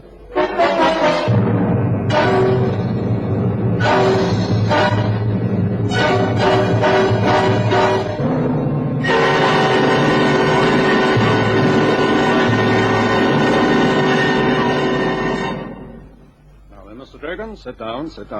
Thank you, Doctor. It's good of you to see me without an appointment. Well, you seem to be in such a state. What is it? Well, it's in the head. You injured it? No, I don't think so. You see, I had a little party at my flat last night. Ah, so that's it. But it isn't that alone. Something happened. Well, my building, the lift, there was an accident. And you were in it? No, other people. They was hurt. I had nothing to do with it. I mean... Never mind.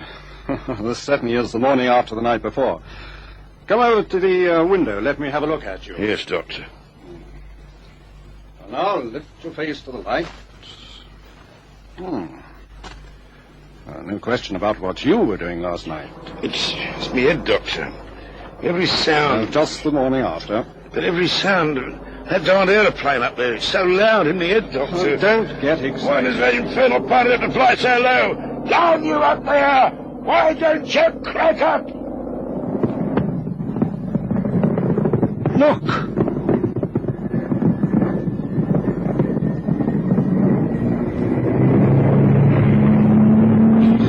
Falling.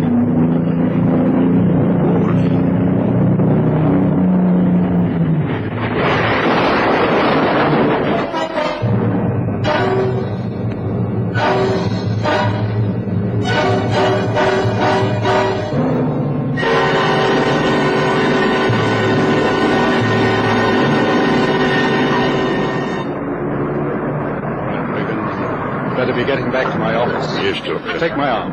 Oh, I'm all right. Of course you are. That aircraft crash was an accident, pure and simple. But I wish that left me. Then the aeroplane and both of them. A series of coincidences. Now stop thinking about them. Come back to my office. I'll give you a sedative and you'll lie down and rest for a while and then you'll be all right. Yes.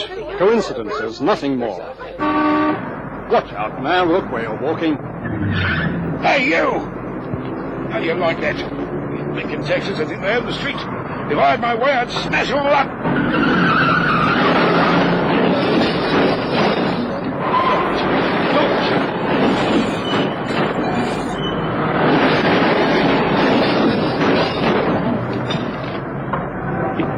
It's happened again.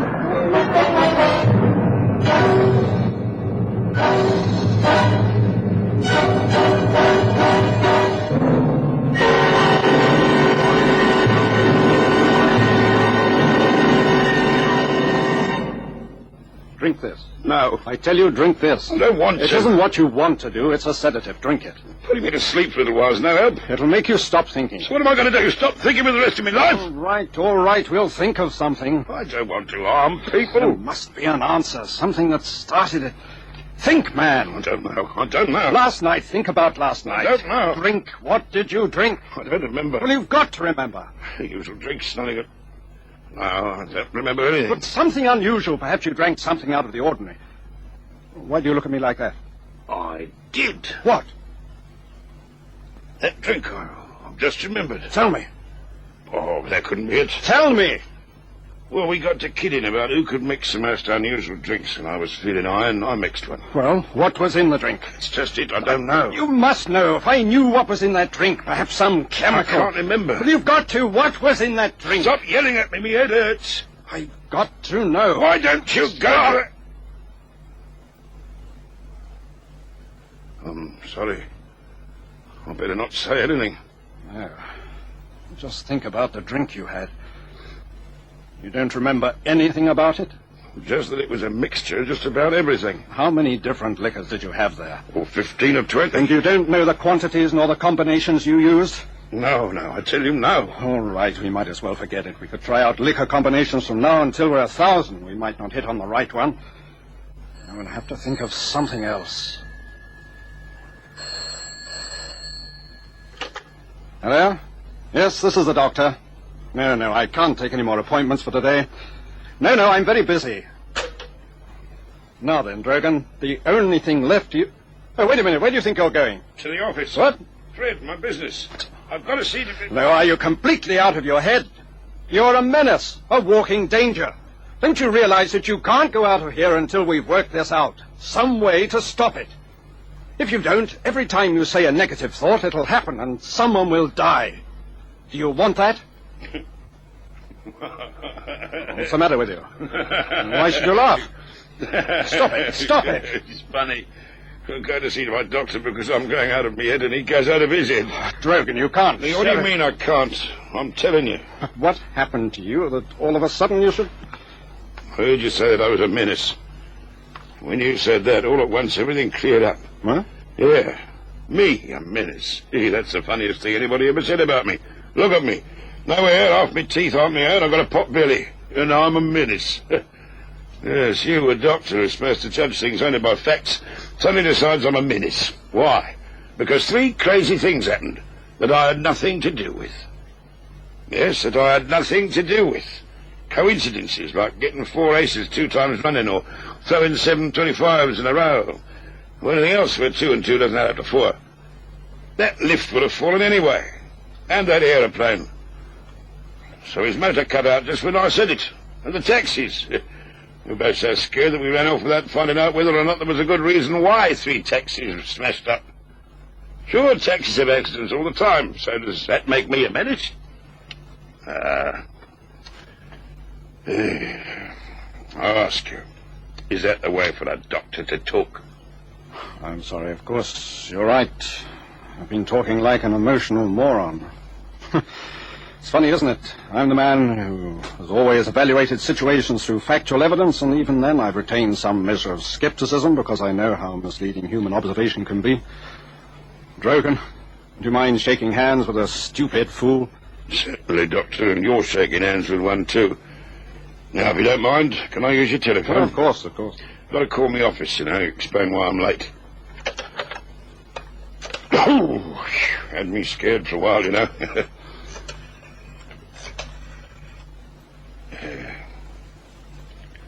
Hello. Hello, that you, Fred? Yes, I'm on my way in. I'll tell you I'll be there in a few minutes. But I'm telling you. I know, but I'm coming. Oh, stop yelling at me. Why don't you drop dead? Fred. Fred! What's the matter? What's the matter? I don't know. 1 minute I was talking to him with it. Fred, answer me. No, can't be. You're lying. Hello. Drogan, what is it? Tell me. Someone said Fred just dropped dead. What time is it, Doctor? 1. I can't just sit here. You're my responsibility. I've got to think something out. I can't just keep on not thinking anything. Good heavens. What? What's the matter with me? You can perform miracles. I'm convinced of that. All right. Then why in the name of common sense can't you perform positive miracles instead of negative ones? Well, I don't understand. Now, listen to me. It's simple. It's so simple that neither of us thought of it. Just as you can kill people and cause accidents, why can't you do good? Good? Yes, good. Heal the sick, give eyes to the blind. When it comes to killing, kill the ones who should be killed. That's right. Maybe I could do that. Now, wait a minute. It's all clear now. Yes, Drogan, it's all clear now. Every miracle that you've performed today was negative. The falling lift, the aeroplane, the taxis, your friend, everything negative. You haven't performed a single positive miracle, not a miracle for good instead of evil. Well? Come with me. Where? Out in the street again. Come on, we've got to find out if you can perform a good miracle just as easy as perform the other kind. And if you can, well, you'll start making history in a few minutes, Drogan.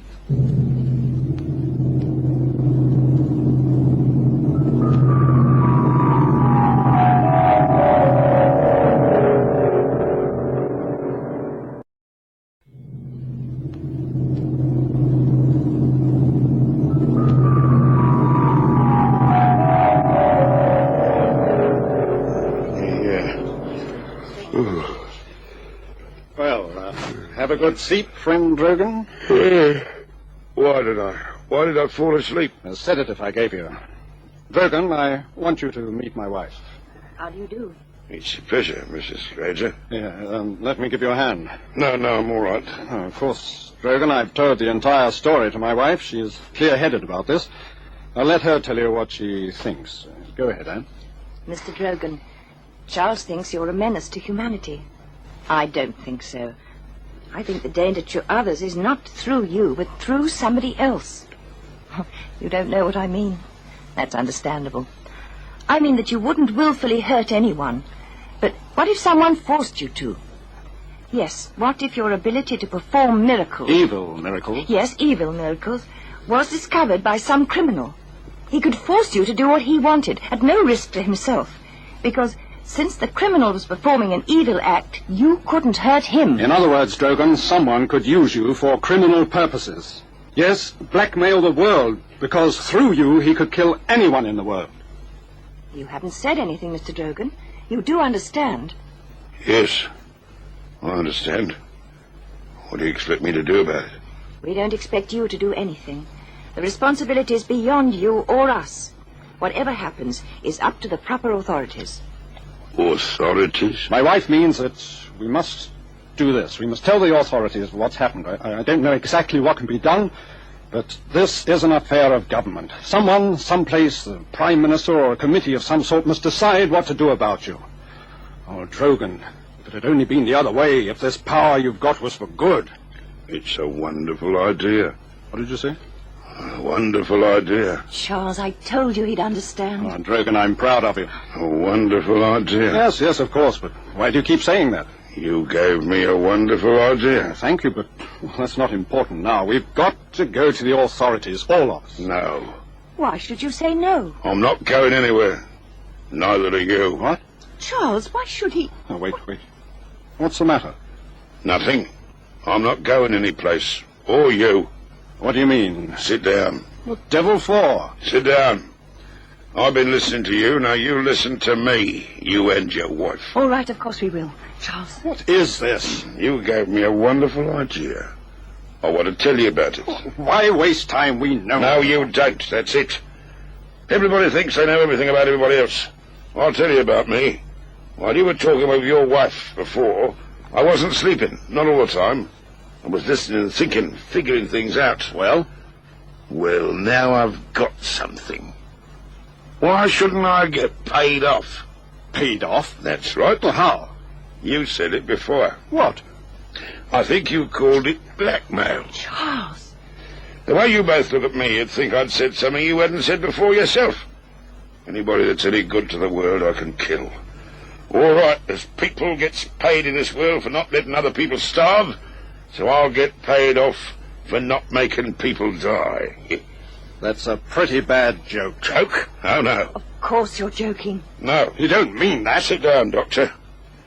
Doctor, I said for you to sit down. Don't you order me around. But I am. Well, this is preposterous. You wouldn't dare do anything. Now stop this nonsense.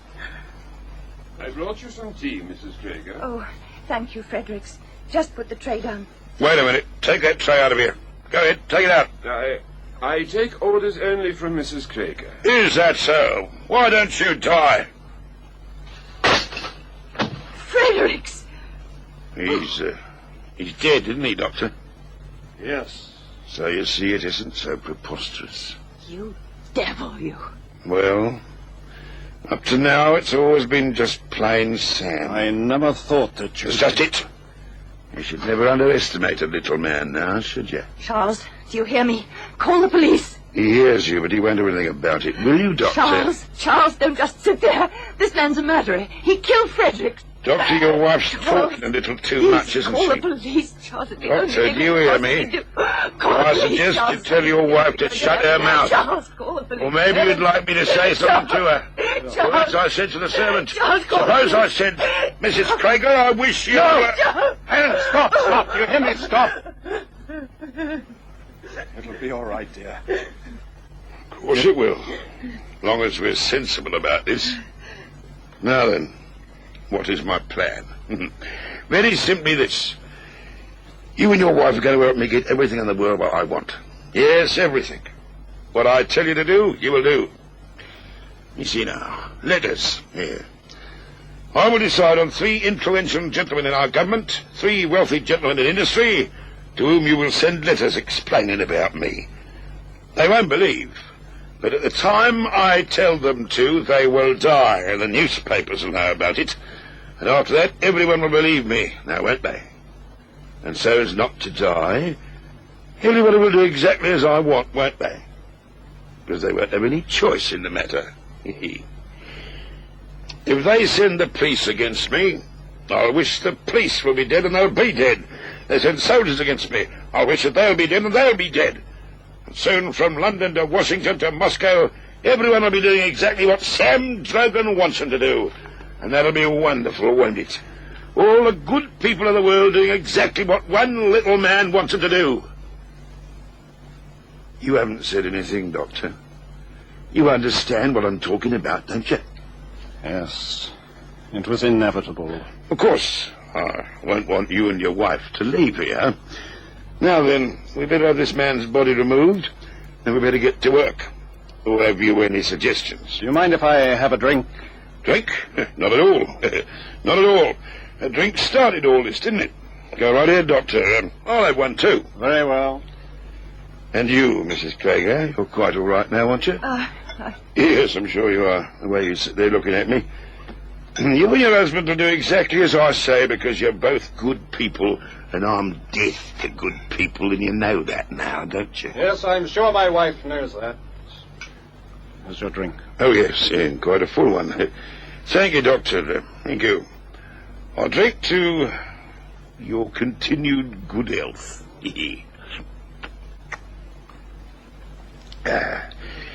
Well, a strong one and a good one. Thank you. Doctor, I will... What? The drink must straight. You wouldn't dare. I'll kill... Charles, what did you do? I'll kill both. Charles, he's going to... I wish you were... Charles, you killed him. Yes. Poison worked more slowly than it should have, but it worked. Drogan, you made one mistake. You should never underestimate what good people can do, if they have to.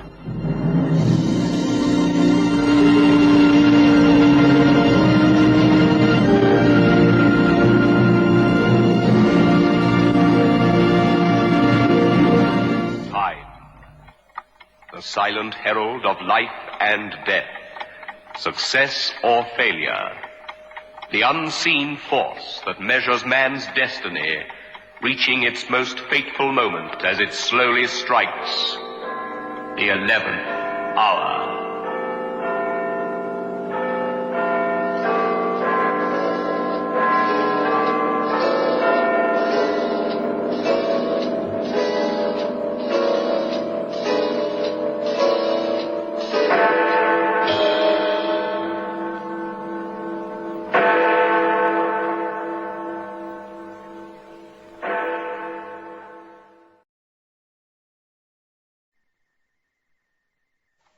Time, the silent herald of life and death, success or failure, the unseen force that measures man's destiny, reaching its most fateful moment as it slowly strikes the 11th hour.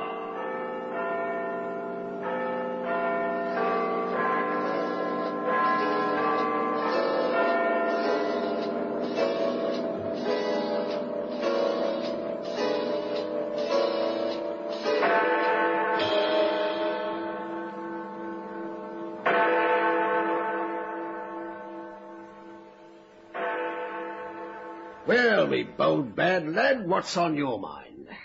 Nothing. Like that, is it, eh? Loss of memory, eh? The sergeant told me at the desk. I was wondering.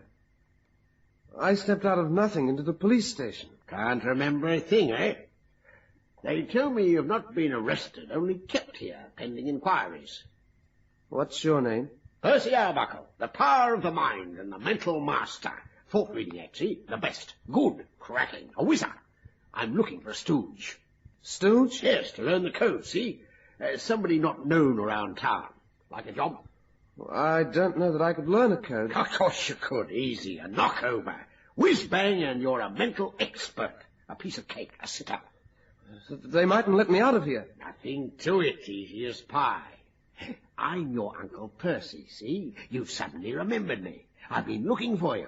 That's what I told the sergeant. Soon get you out of here, my boy. Sergeant! Sergeant! In another city, 20 miles away. Another sort of hammering on a different door. All right, break it down. Here we go. Sacre nom. Get an ambulance. Call the hospital. No, wait. Call the morgue. Must have been killed with that poker, I imagine. Get the fingerprint, boys. There are whole handprints on the wall. Right, Inspector. There's prints on the walls. Better bring your dusting powder. There you are, Emmanuel, me boy. Comfy, eh? At ease. Relaxed. That's me boy. I'll never be able to do it, Mr. Arbuckle. I don't seem able to remember anything. Of course you will. There's nothing to it. Dead easy. See, you're sitting on the stage and I go down into the audience. All you've got to do is think, concentrate, be alert, and look as if you're in a trance, right? I suppose so. Now then, I take something from the audience. I say to you, now. Now, if I don't pause, you know it's something soft. If I pause for 1 second, it's something hard. So I say, now, what have I got here? So you know... It's something hard. Good, excellent. Top hill. Couldn't be better. I can't think. I don't want to think. It gives me a headache. Of course, if you want to go back to jail... No. No, go ahead. Now, once we've got it something soft, it's the emphasis I put on the word. If I say now, loudly, you know it's square. If I say it softly, it's round or oblong. Right. Now, let's have a crack at it. Inspector Speckroth? It's Drogan here, Inspector. I'm sorry, but the prints from the walls don't match anybody's. No known criminal, eh? Well, we just have to work the harder.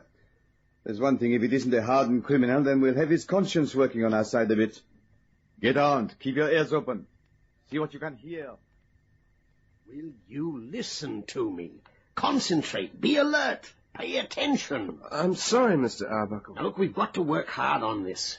A code's a code, you know, and it's got to be learnt. Yes, Mr. Arbuckle, but I don't feel too good. Nonsense. You're fine. In the pink. Fit as a fiddle. Now then, the end of the sentence.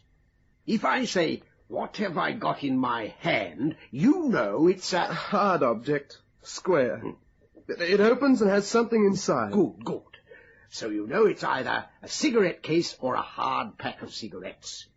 If I'd said, what have I got in my hand, that means a cigarette case. But if I'd said, what have I got in my fingers, it'd be a cigarette pack. Got it? Now, let's run through it again. Now, I feel ill. You note the pause. I'm dizzy. What have I got in my hand? Note I said... I don't want to go on. We won't let anybody know about it. We'll pretend it never happened. What? You can do that. Keep your mind a blank. Yes. No matter what anybody says, you don't know anything about it. No. It never happened. You must remember that. It never happened. Nothing happened. Nothing. No. You don't know a thing about it. It never happened. But it will when there's 7 steps to death. What? 7 steps to death. No! Here, wake up, snap out of it, pull yourself together. What's the matter with you? You balmy? Queer in the head? Here, I've heard of some queer things, but you moaning and groaning like that takes the bun. Here, are you sure your loss of memory is real? Or have you got something on your mind you don't want to remember?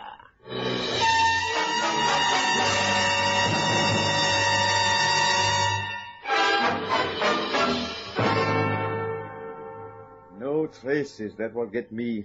No one saw the murderer go into the room, heard him, or saw him come out again. It's almost as if nobody was there at all, Rogal. Somebody must have been there, Inspector. I mean, you can't make yourself invisible and do that. No. An invisible man, not with that poker. Fellow must have been a maniac, not all there. You know, it's funny leaving those handprints, too. Maybe he's one of those who can shut their minds down. Tell himself he didn't do it, and that is that. He didn't, so far as he's concerned. Didn't do it to such an extent that he doesn't wipe his handprints off the wall. Didn't do it in his own mind, so much so that he walked out of that house and never thought of it again. It did take some doing, Inspector. It has been done. Amnesia, loss of memory. Get on the phone. Find out if any loss of memory cases have been reported anywhere. Right away, Inspector.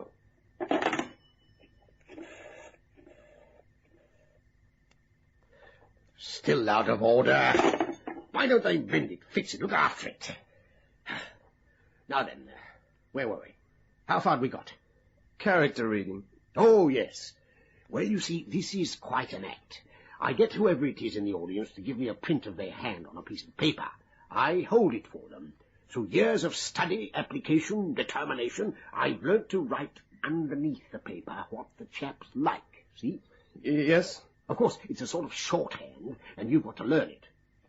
Now, this bit of paper, I take it down to somebody in the audience. I say, may I have your handprint, sir? Or madam, as the case may be. I get it. I bring it back to you, and you stare at it. You know, hand to your brow and all that. You've got to make the act good. There's a handprint on it. Stupid, dumb idiot. The other side, the side I've written on. Now, could you read that? It belongs to a fat man. Not much hair. A wart under the left eye. I meant the writing, not the hand itself. He had his appendix out once. Flat feet. That's good. Terrific. Wears shoes too small. Hey, you really can read hands. Has small, pudgy hands and something... Yes, a tattoo on his left forearm. He thinks of nothing but his work. He's selfish, arrogant, and sweats all the time he's on the stage. I just don't need to get too personal. He was married, but left his wife in a town called Gutenberg. They lived in a top flat, and his wife nagged at him, and one day he tried to throw her out of the window. Hey, you shouldn't know all that. The window fell down and caught his arm. That's why he had the tattoo to cover the scar. He did that because he knows his wife is still looking for him. Give me that paper. There was another woman. And he took her money off her and left her. Then he went up to... Shut up! There is a case, Inspector. What's that, Drogan? The loss of memory case, sir. One was reported at Calais. English boy. Calais, 20 miles, eh? We can be there in half an hour. Come on. It's about time we got a break on that murder. Luck can't hold out against us forever. Now, boy, I didn't mean it. It was an accident, a mistake. What's a broken tooth between friends? You told me to read the print. Yes, that's right.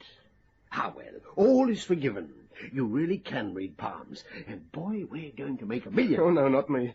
I'm finished with the act. Oh, no. You've been up to something, my boy. You continue with me, or I go to the police. You go to the police. I've got nothing to hide, not that I can remember. I'm going to call a cab. They haven't mended the phone yet. Haven't they? It costs money phoning to see. All right. I'll dial this number, and it won't cost you anything. I'll get the engaged signal. And then I'll phone a cab. And you can have the money for that. I'm getting away from here.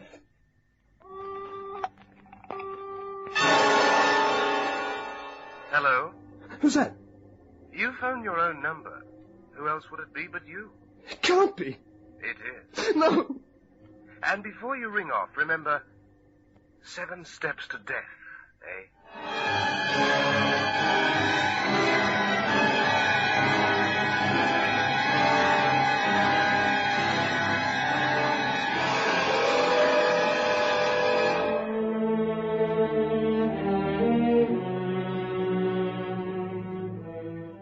Do you think Emmanuel's guilt had become so strong that he was hearing voices? Or do you think the murdered man was getting to him from beyond the grave? We can't really tell you that. All we can tell you is what happened. But, Emmanuel, it's splendid. Top of the bill. A smash. Well, it's not smashing me. You really can read people from their handprints. You really can. For 20 years I've been faking it. Now I've got a chance to cash in. Make me know. Clear the pot. Look, I can't stand it. It makes me ill. Dizzy. Listen what I've done, boy. A newspaper campaign, a publicity stunt, a big deal. 12 people with 12 prints, and you're going to read the lot of them. In a radio studio, see? Boy, we'll rock the town. We'll leave our mark. We'll make them sit up and take notice. No. Too late. I've fixed it. It's done. The deal's on. These characters are well known in town. You get them right, and we'll amaze the world. It'll be a riot. The success story of the century. I won't do it. You will. Want to use the phone again? Want me to tell the police what I'm learning about you and what you tried to forget? That's my boy. Now then, this is how I've arranged it. We go to the radio studios and there we... The sergeant at the desk gave me the address. He's at 28 Rue des Portes, staying with a Mr. Arbuckle. Where to, Inspector? 28 Rue des Portes?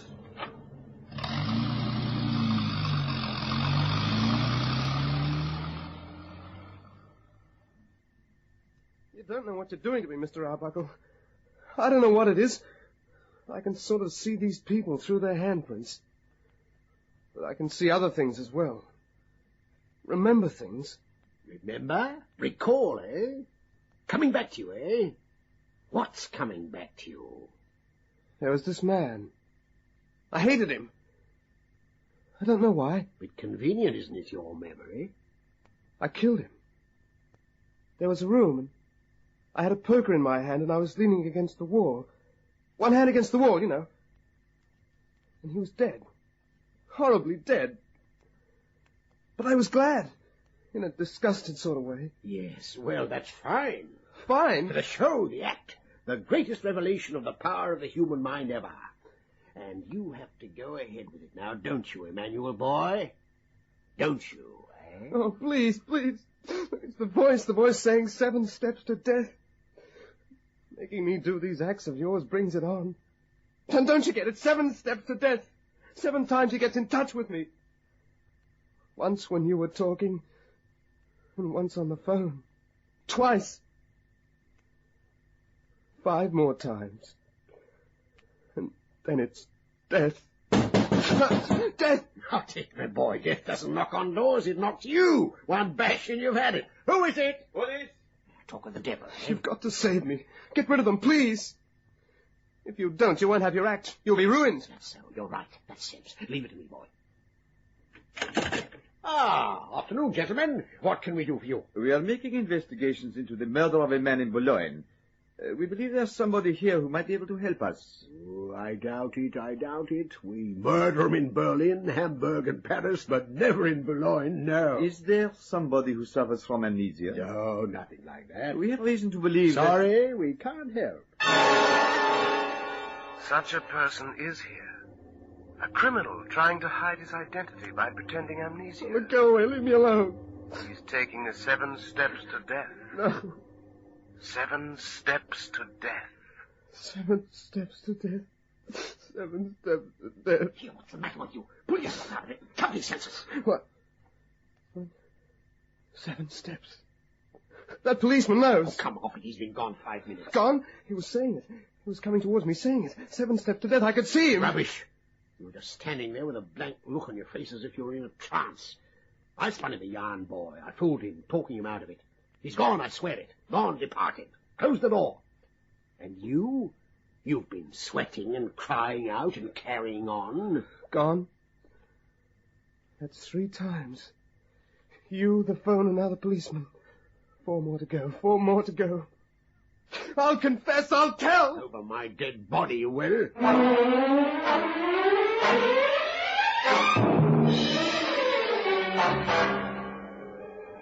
And is this the studio where the demonstration broadcast takes place? Yes, yes. Well, I'm just starting with the newspaper. I hope I can report it correctly. And that's the mic. That's it, Mr. Drogan. The mic and the table with the cards, each with the handprint of a well-known local celebrity. Ah, it's quite exciting. How do you take the handprints? Emmanuel will show you, explain, and demonstrate. Excuse me, some important people. Well, Mr. Emmanuel? How do you take the handprints? Oh, it's easy. Ink on the hands that easily washes off, and press down on the paper. Look, I'll show you. Like that? Like that, see? If you'll excuse me, my throat, it's very dry. You get it, Drogan? Here, Inspector. His very own handprint.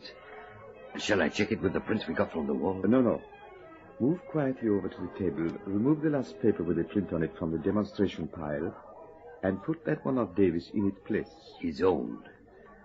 Should make this a very interesting demonstration.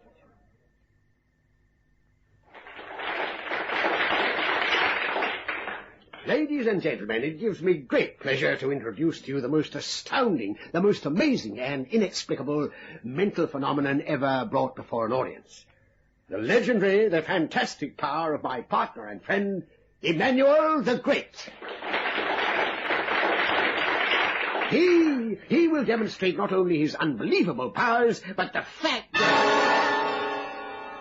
he has tricked you all into believing that he's innocent of a terrible crime he well knows he has done. Oh, go away. And he will continue to fool you until he takes the 7 steps to death. No. 7 steps to death. No, wait, please. For heaven's sake, pull yourself together. Everybody's looking at you. 7 steps. 7 steps. That was the 4th. Only 3 more to go.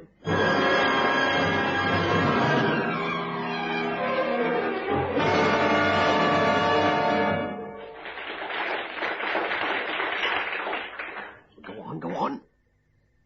Ladies and gentlemen, the first... As you see, Mr. Emmanuel has taken up the piece of paper with the first handprint from the table. The first belongs to the mayor of Boulogne. Thin and tall, a strong sense of duty, and very patient. He also knows there are 7 steps to death.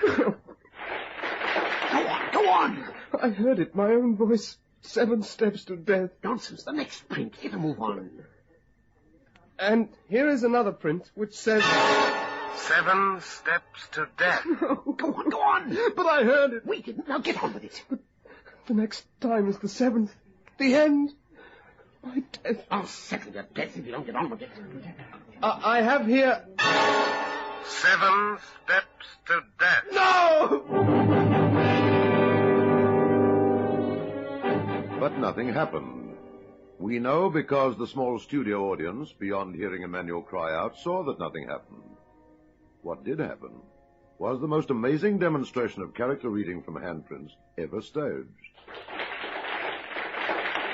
Emmanuel got character after character right, for you see, he'd got over the 7th of the 7 steps to death. Nothing had happened, and he thought he was free. Free. And now, my last test of skill. The one I switched, Inspector. He's reading his own handprint. This is very interesting. I can see a man of weak personality, but a great deal of the baser emotions. I can see him going into a house. There's a sort of haze of hate about him. He hates somebody because this man represents all the things he thinks he hates in other people, but really hates in himself. Take it easy. Besides, this man has money hidden away. He goes into the house. There's a passage and a door to the left. He goes into the room. Getting it all done? Yes, Inspector. There's a man sitting at the table. He's got a mean face and a righteous look. He stands up. I don't say anything. There's a poker, and I reach down and get it. It's heavy. The man's scared now, pale and perspiring. He's got one hand up to protect himself, and he's pleading, saying, he'll give me all the money I want. I hate him. I hate him more because he's scared. I raise the poker and obliterate him. Obliterate him! Obliterate him! You are under arrest for the murder of Jean Barra on or about the 27th of June last. I must warn you It's that... all right, Inspector. I admit it. Admit it? Yes, of course. What does it matter now? I'm safe. I'm now 1 step beyond the 7th. I'm immortal.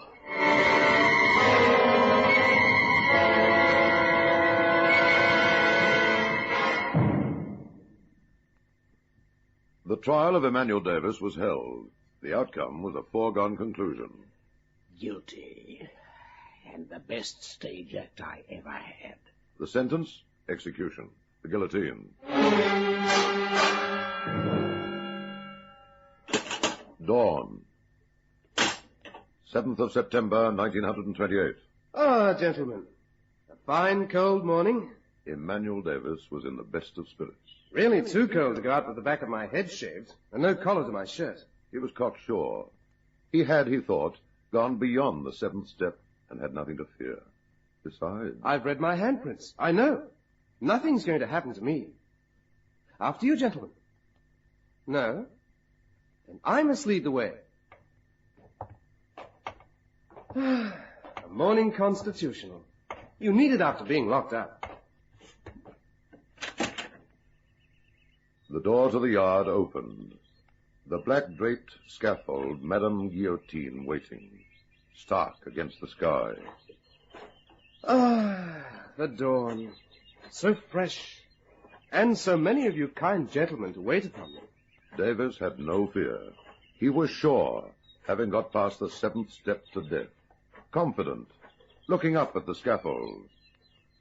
But then, as he mounted the scaffold, his confidence began to wane. 1, 2, 3. 4, 5, 6. No, not 7 steps. No! 7 steps to death. They had to drag him across, fight with him as he was strapped down. No, I won't! You can't! Let me free! Free! It was then that Emmanuel realized that he'd not only lost his life, but he'd lost his strange power of reading palm prints. And if he heard the voice of his conscience now, it wasn't through mortal ears.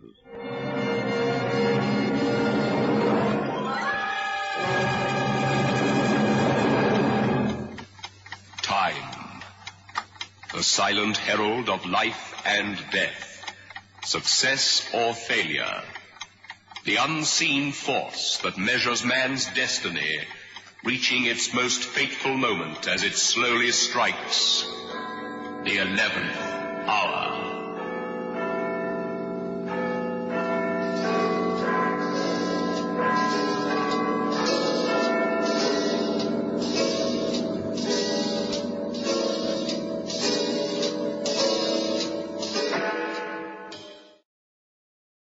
Time, the silent herald of life and death, success or failure, the unseen force that measures man's destiny, reaching its most fateful moment as it slowly strikes the 11th hour.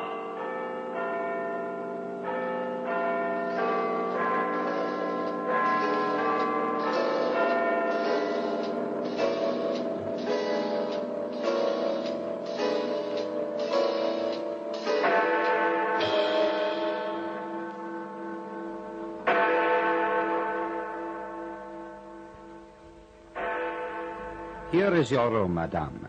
I'm sorry it's small, but so many people are here, and we are not, how do you say, equipped for many guests.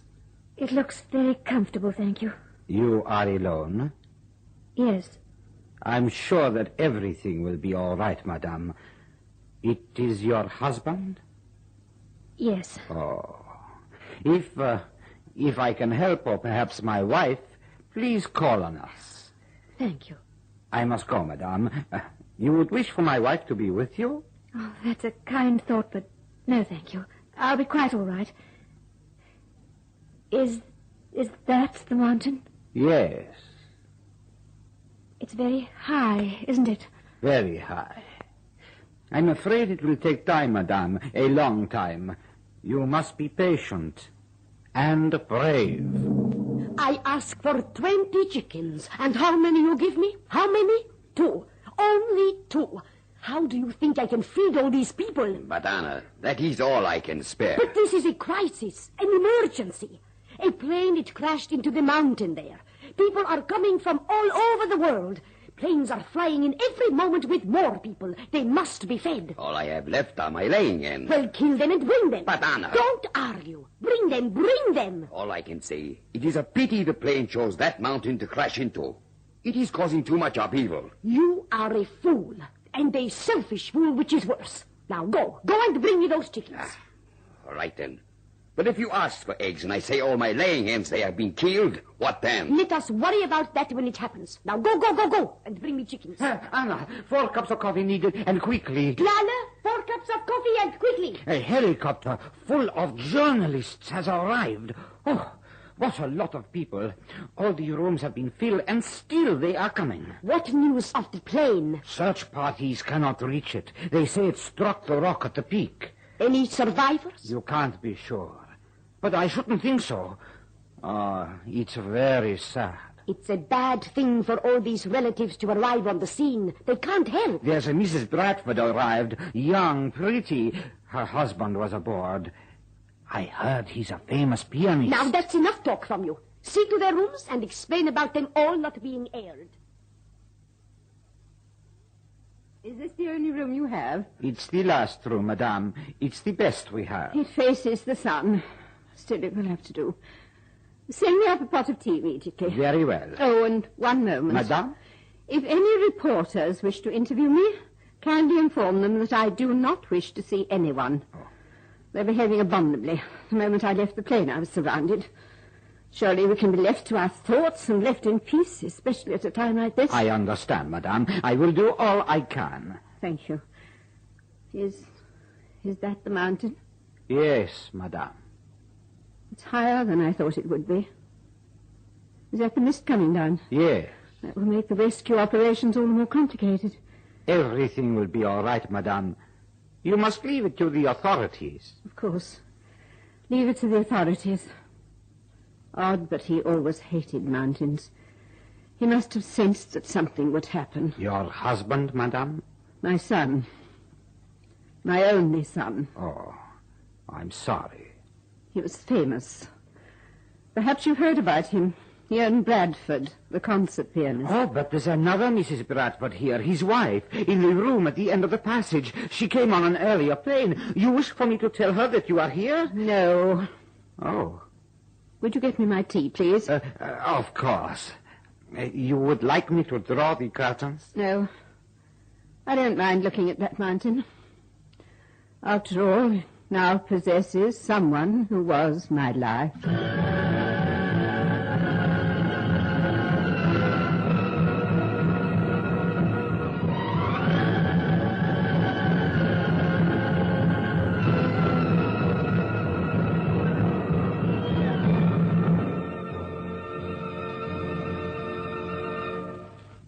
Good afternoon, Mrs. Bradford.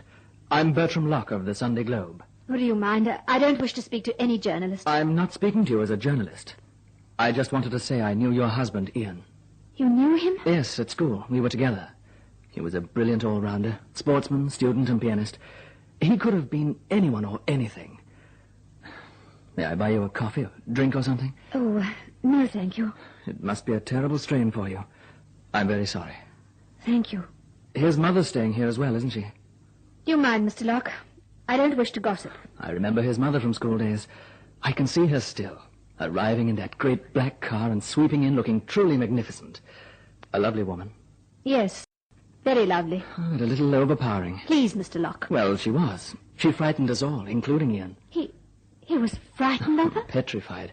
He always said so. There wasn't much love lost between the two of them. Yet we've always lived with his mother.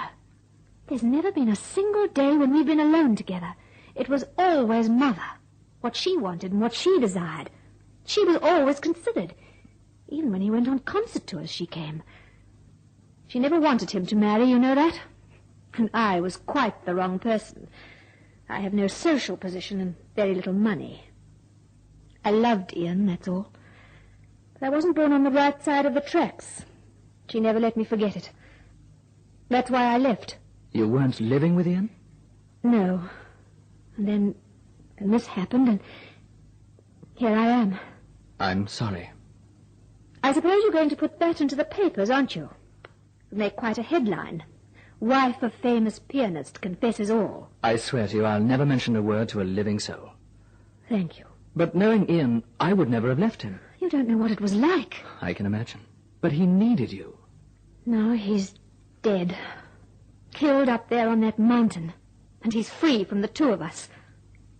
Life's funny, isn't it? For the past 5 years, 2 women have been battling for him, and then fate stepped in and finished everything.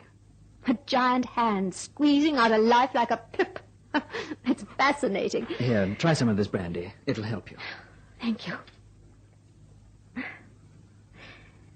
There's no hope, is there? There's always hope. When this is all over, Mrs. Bradford, and he's back, I'd fight. You know that? Fight his mother? Could anyone fight her and win? I don't think so. I tried, but she broke my spirit completely. Rita, your stockings seem my dear. Oh, Rita, your hair. You shouldn't laugh so loudly. It isn't done. Oh, Rita, Rita, Rita, on and on. I'm not a fighter, Mr. Locke. Oh, well, if you'll excuse me, I have to leave you. And as for not being a fighter, if your future and happiness is at stake, I'd fight. You aren't going to tell anyone about this, are you? I swear I won't. Thank you. It's helped me to talk. Now all I can do is wait. Come in. Oh, for the sake of appearances, I thought I'd call. The reporters are curious. You have a better room than I have. You can see the mountain quite clearly. Yes. There's no sign of the wreckage. They say it's very high near the peak. It'll soon be covered with mist. That'll make things more difficult. I'm surprised you came.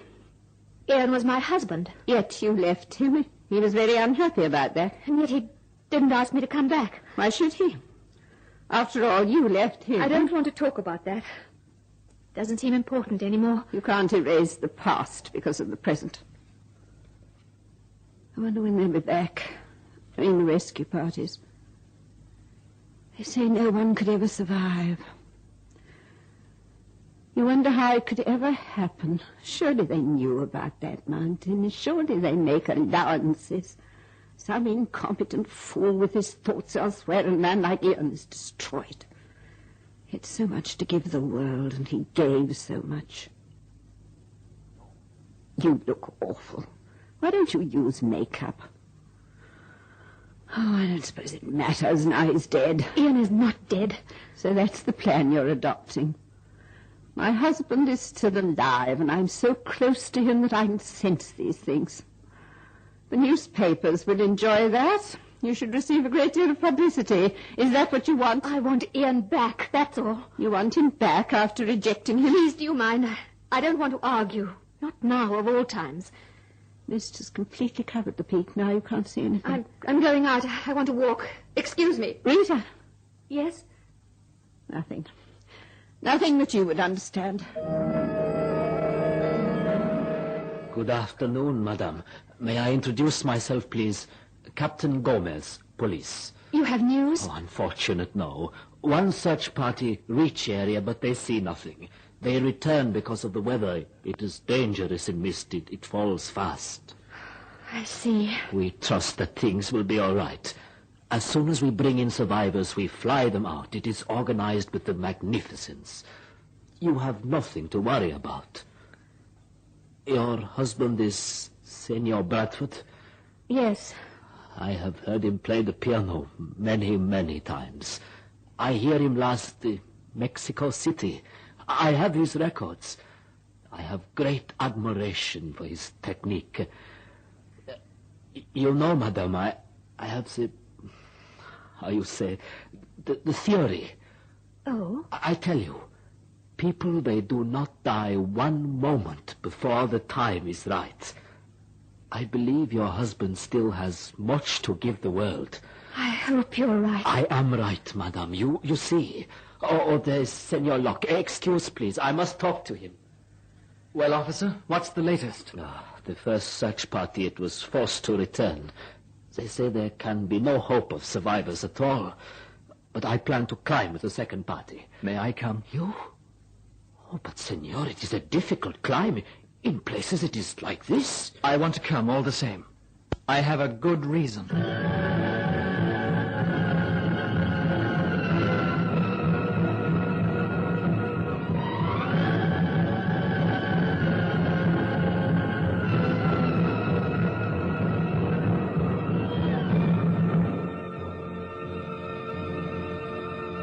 Madame, you have not eaten your supper. Oh, I'm sorry. It's very delicious. It is good, nourishing food, and you need it. You try the chicken. It is my speciality. I'd make some pretense at eating if I were you, Rita. You're going to hurt her feelings, and you can't starve yourself. That isn't sensible. I don't feel like anything. It's not what you feel like. It's the outward show. You mustn't allow all these curious people to see how you feel. That unfortunate incident when that woman broke down over her husband, it didn't serve any useful purpose. And it did give the journalist something to write about. Come along, try and eat some of that chicken. It's really quite delicious. You know, I never suspected you felt this for him. I thought it was his position, the wife of the famous pianist. Here, try a little of this wine. There. I believe a second search party has left. There were 88 aboard. It's a lot of people. Yes. Oh, dear, there's another plane coming in. I do hope there aren't more journalists. I hate their curiosity. I always have. I'm talking a lot, aren't I? Must be the altitude. It's really very high up here. Of course, the longer they take, the less chance there is. Odd how you can protect and cherish a person and then this sort of thing happens. I suppose I was overprotective. But I had to be because of him. He hated Ian. What did you say? Who hated Ian? Mrs. Bradford, what are you talking about? I didn't say anything. But you did. You said he hated Ian. His father. But you've always said that they were devoted. The arts would show. He was a hard man. Or a hard and cruel man. But Ian speaks with such love of him. An illusion I created for Ian's sake. I only feel so glad that... Yes? That he wasn't his father. Wasn't his father? I don't understand. I think you do. Oh. His real father was a wonderful man. So fine, so cultured. Like Ian, exactly like Ian. When my husband learned the truth, there was his resentment, his loathing, and his bitterness. He left in the end. I see. And then there was Ian and me. Until you came. Perhaps you can understand better now. Yes, I can understand much better.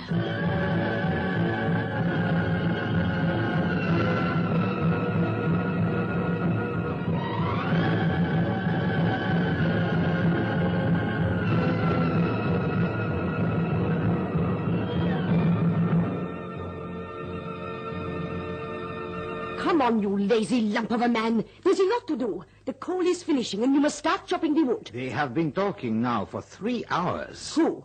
The 2 Bradford women. In the beginning, they did not wish to see each other. Now the old one can even smile. That is something I did not suspect. Will you stop standing here looking at them and get on with your work? Hear that? Another plane coming in. What confusion there is. Planes coming and going, people coming and going. Never did I suspect our little hotel would be like this. There's a story. I'm telling you that. Where? What? Oh, those 2 women.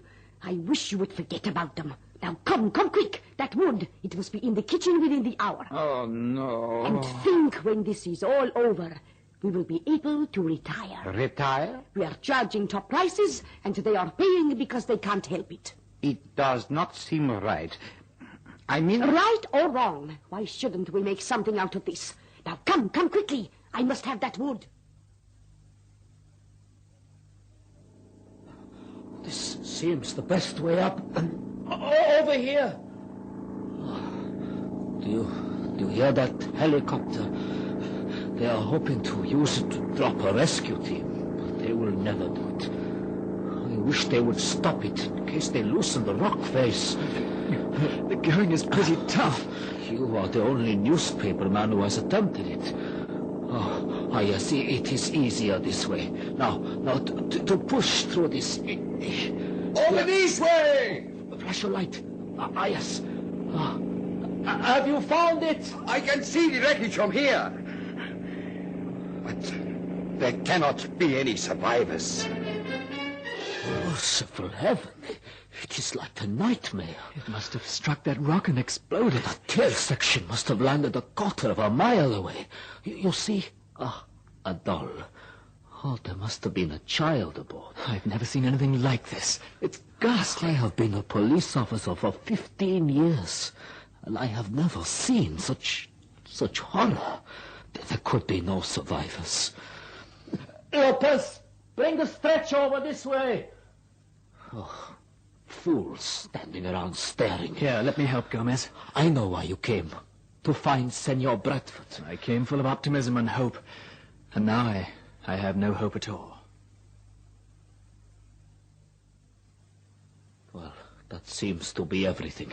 I will post a guard here and wait for the airline people to start their investigations. I haven't been able to find Bradford. There are many who will never be identified. And yet, I don't know. You feel you want to continue the search, Senor? I feel I should, but I know it's crazy. Senor, listen to me. If there is a feeling in your heart that you should go on seeking Senor Bradford, you must heed what you feel. These promptings come to us and we must listen. He might be anywhere. How do you know? How can we be sure? We believe there are no survivors, but how do we know? If the plane exploded and then disintegrated, he could be anywhere. He might be sorely wounded and praying for help. You go ahead, Senor, and seek. I will supervise the return to the hotel. It was only Gomez speaking to me the way he did that forced me back to that scene of horror. The charred remains of suitcases and clothing had been piled high, and over it all was the smell of burning. I circled the area again. I pushed aside bushes almost fearfully. There were no birds. They must have flown in terror at the explosion. The bearers had gone, and only Gomez remained. He stood staring around him and shaking his head, as if still dazed by the destruction around him. I'm afraid there is no hope, my friend. Yes, I'm afraid there's no hope. Will you come? Yes, I'll come. I feel tired and old and ineffectual. Is that the word? Yes? That's right. I feel sorry for the young Mrs. Bradford. She is unhappy. Yes. It wasn't the right time for him to die, officer. You believe such things? Yes. There is usually a perfect time. But with him, there were too many loose threads. That's not the way it is. That's why I believe he is alive. Yes, I do. There is no real understanding of life. When you think you do, that is nothing. I turned to follow Gomez, and then for an instant I swung round and looked again at the scene of carnage behind me. It was then, at that moment, that I saw it. An arm hanging limply from a low bush higher up the mountain. I stared aghast, and then, almost in slow motion, a body slid out of the branches and fell with a faint thud. I must have cried out because Gomez turned. Senor, what's the matter? I could only point without speaking. He followed the line of my trembling finger. He moved first, and I followed. He was bending over the still figure when I reached him. He turned, his face white. It is Senor Bradford. He is alive.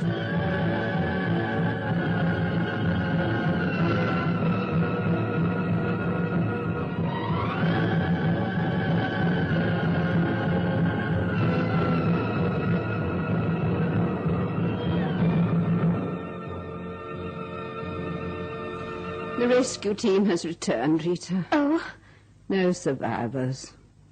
Oh. It's as I thought. No survivors. I did so hope that... We've got to be brave about this. You know what I mean. The outward show.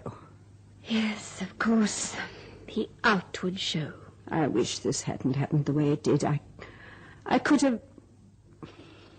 Well, I could have arranged things in a much more satisfactory way. I know so much more about you, and it helps knowing about others, doesn't it? You know a little about me as well, and I dare say that has helped you, too. If he came back, I'd never leave him again. If he came back, I would never try and possess him. I would let him go. But it's too late for these resolutions, isn't it? It's too late. Oh, so there you are. You always find an excuse for sitting back and doing nothing. Now it's your sadness for all these people. It is my great sadness. Sadness or not, they need the service. You must move and see how you can help them.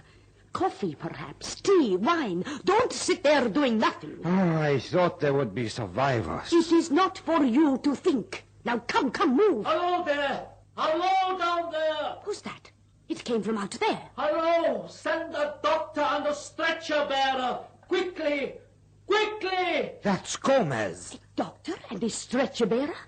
There must be survivors. Quickly, tell everyone. He's alive? I'm afraid he's seriously injured, but the doctor's with him. Alive? I can't believe it. And yet I can. Yes, I can believe it. You always said he was going to be all right, didn't you, my dear? You sensed it better than I did. Can we see him? I'd allow the doctor to attend to him first, Mrs. Bradford. Then they're flying him out. Doubtless you'll go on the plane. Ian the only survivor? He seems to be. I see. The only survivor. Saved in what could be called the 11th hour. It's a responsibility for us all, my dear, and whatever we do, we must never forget it.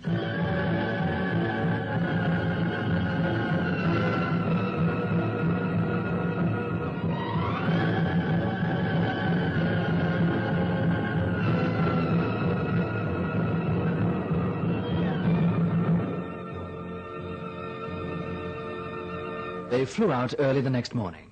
Bradford, his mother, and his wife. They'd arrived separately, but they were leaving together. I knew I'd missed a great story there, but some stories can't be written.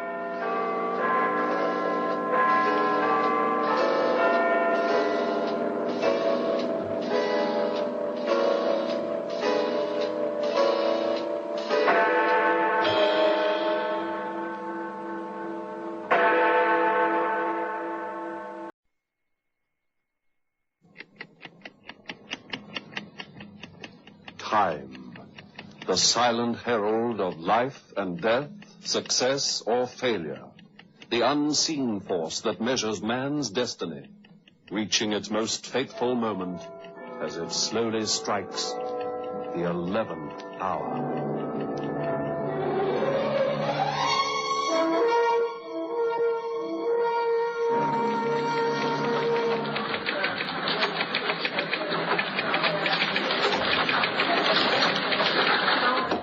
Hello there, Dale. My, but you do look miserable. Hi, Miriam. What's wrong? Row with the editor? Not exactly a row. He's turned down my article. Says it reads like fiction. Is it fiction? Well, it could have happened. That will teach you. But how am I to write about current news when that kind of reporting is always given to the seniors? I never get a chance to show what I can do. The cry of every cub reporter since Henry Caxton. But it's true. I thought if I wrote a fictitious story, as though it were an actuality, the boss might consider giving me an assignment. Oh, well, it seems I was wrong. What are you doing with those copies? Oh, well, you know me. Chief filing clerk. I'm off down to the stockroom. Hey, wait a minute. Hey, that's given me an idea. I'm coming with you. I've just thought of something. If the boss wasn't as bald as a badger, I'd give him a story that would curl his hair. Come on.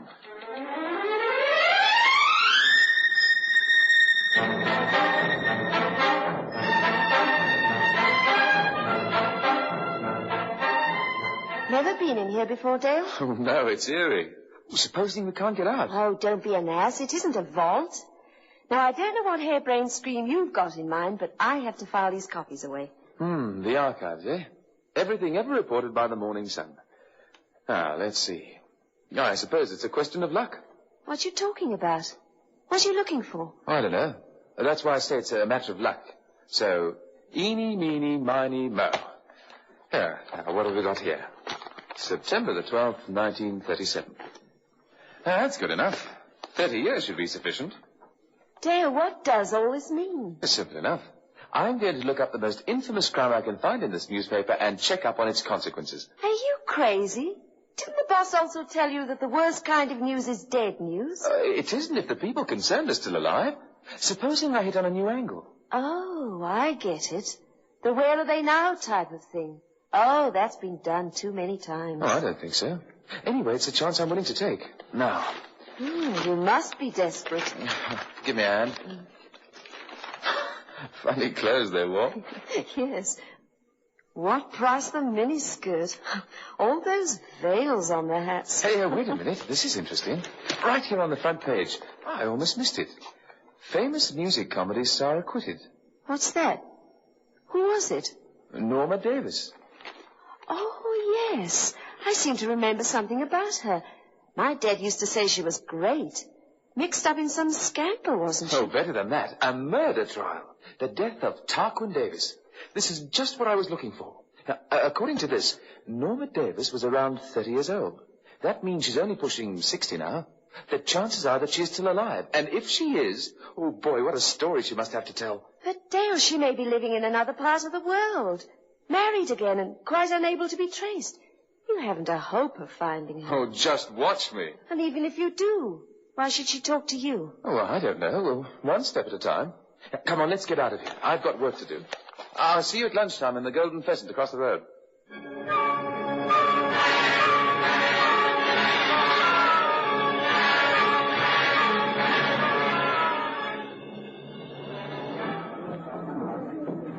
Sorry I'm a bit late, Dale. That's all right. Sit yourself down. I've ordered cold beef salads and half a mile. Fine. They'll be here soon. Now, let me tell you what I've been working on. Oh, we're back on the Norma Davis bit, are we? All right, carry on. Where are you thinking of starting? I've had a wonderful stroke of luck, Miriam. I really have. I went back to the office, and under cover of doing other things, I read up the case. It seems this woman, Norma Davis, was accused of getting her husband drunk and then tippling him off a 10-story balcony. It was a great scandal at the time. Yes. I spoke to Dad about it on the phone. He remembers it well. Said that it spelled the end to her career. Yeah, quite true. I then got chatting to old Mercer. You know, the old fellow on the correcting desk. He's been a reader all his life and knows more about the Daily Sun than the editor does. He says that there was one person who always stood by Norma Davis during those days. It was her impresario, her backer.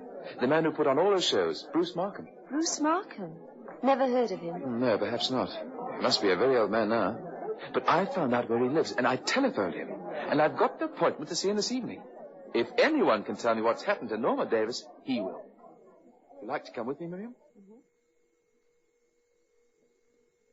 I'm sorry. I don't like to be rude to young people, but had I known the purpose of your visit, I should not have consented to see you. I'm sorry you feel like that.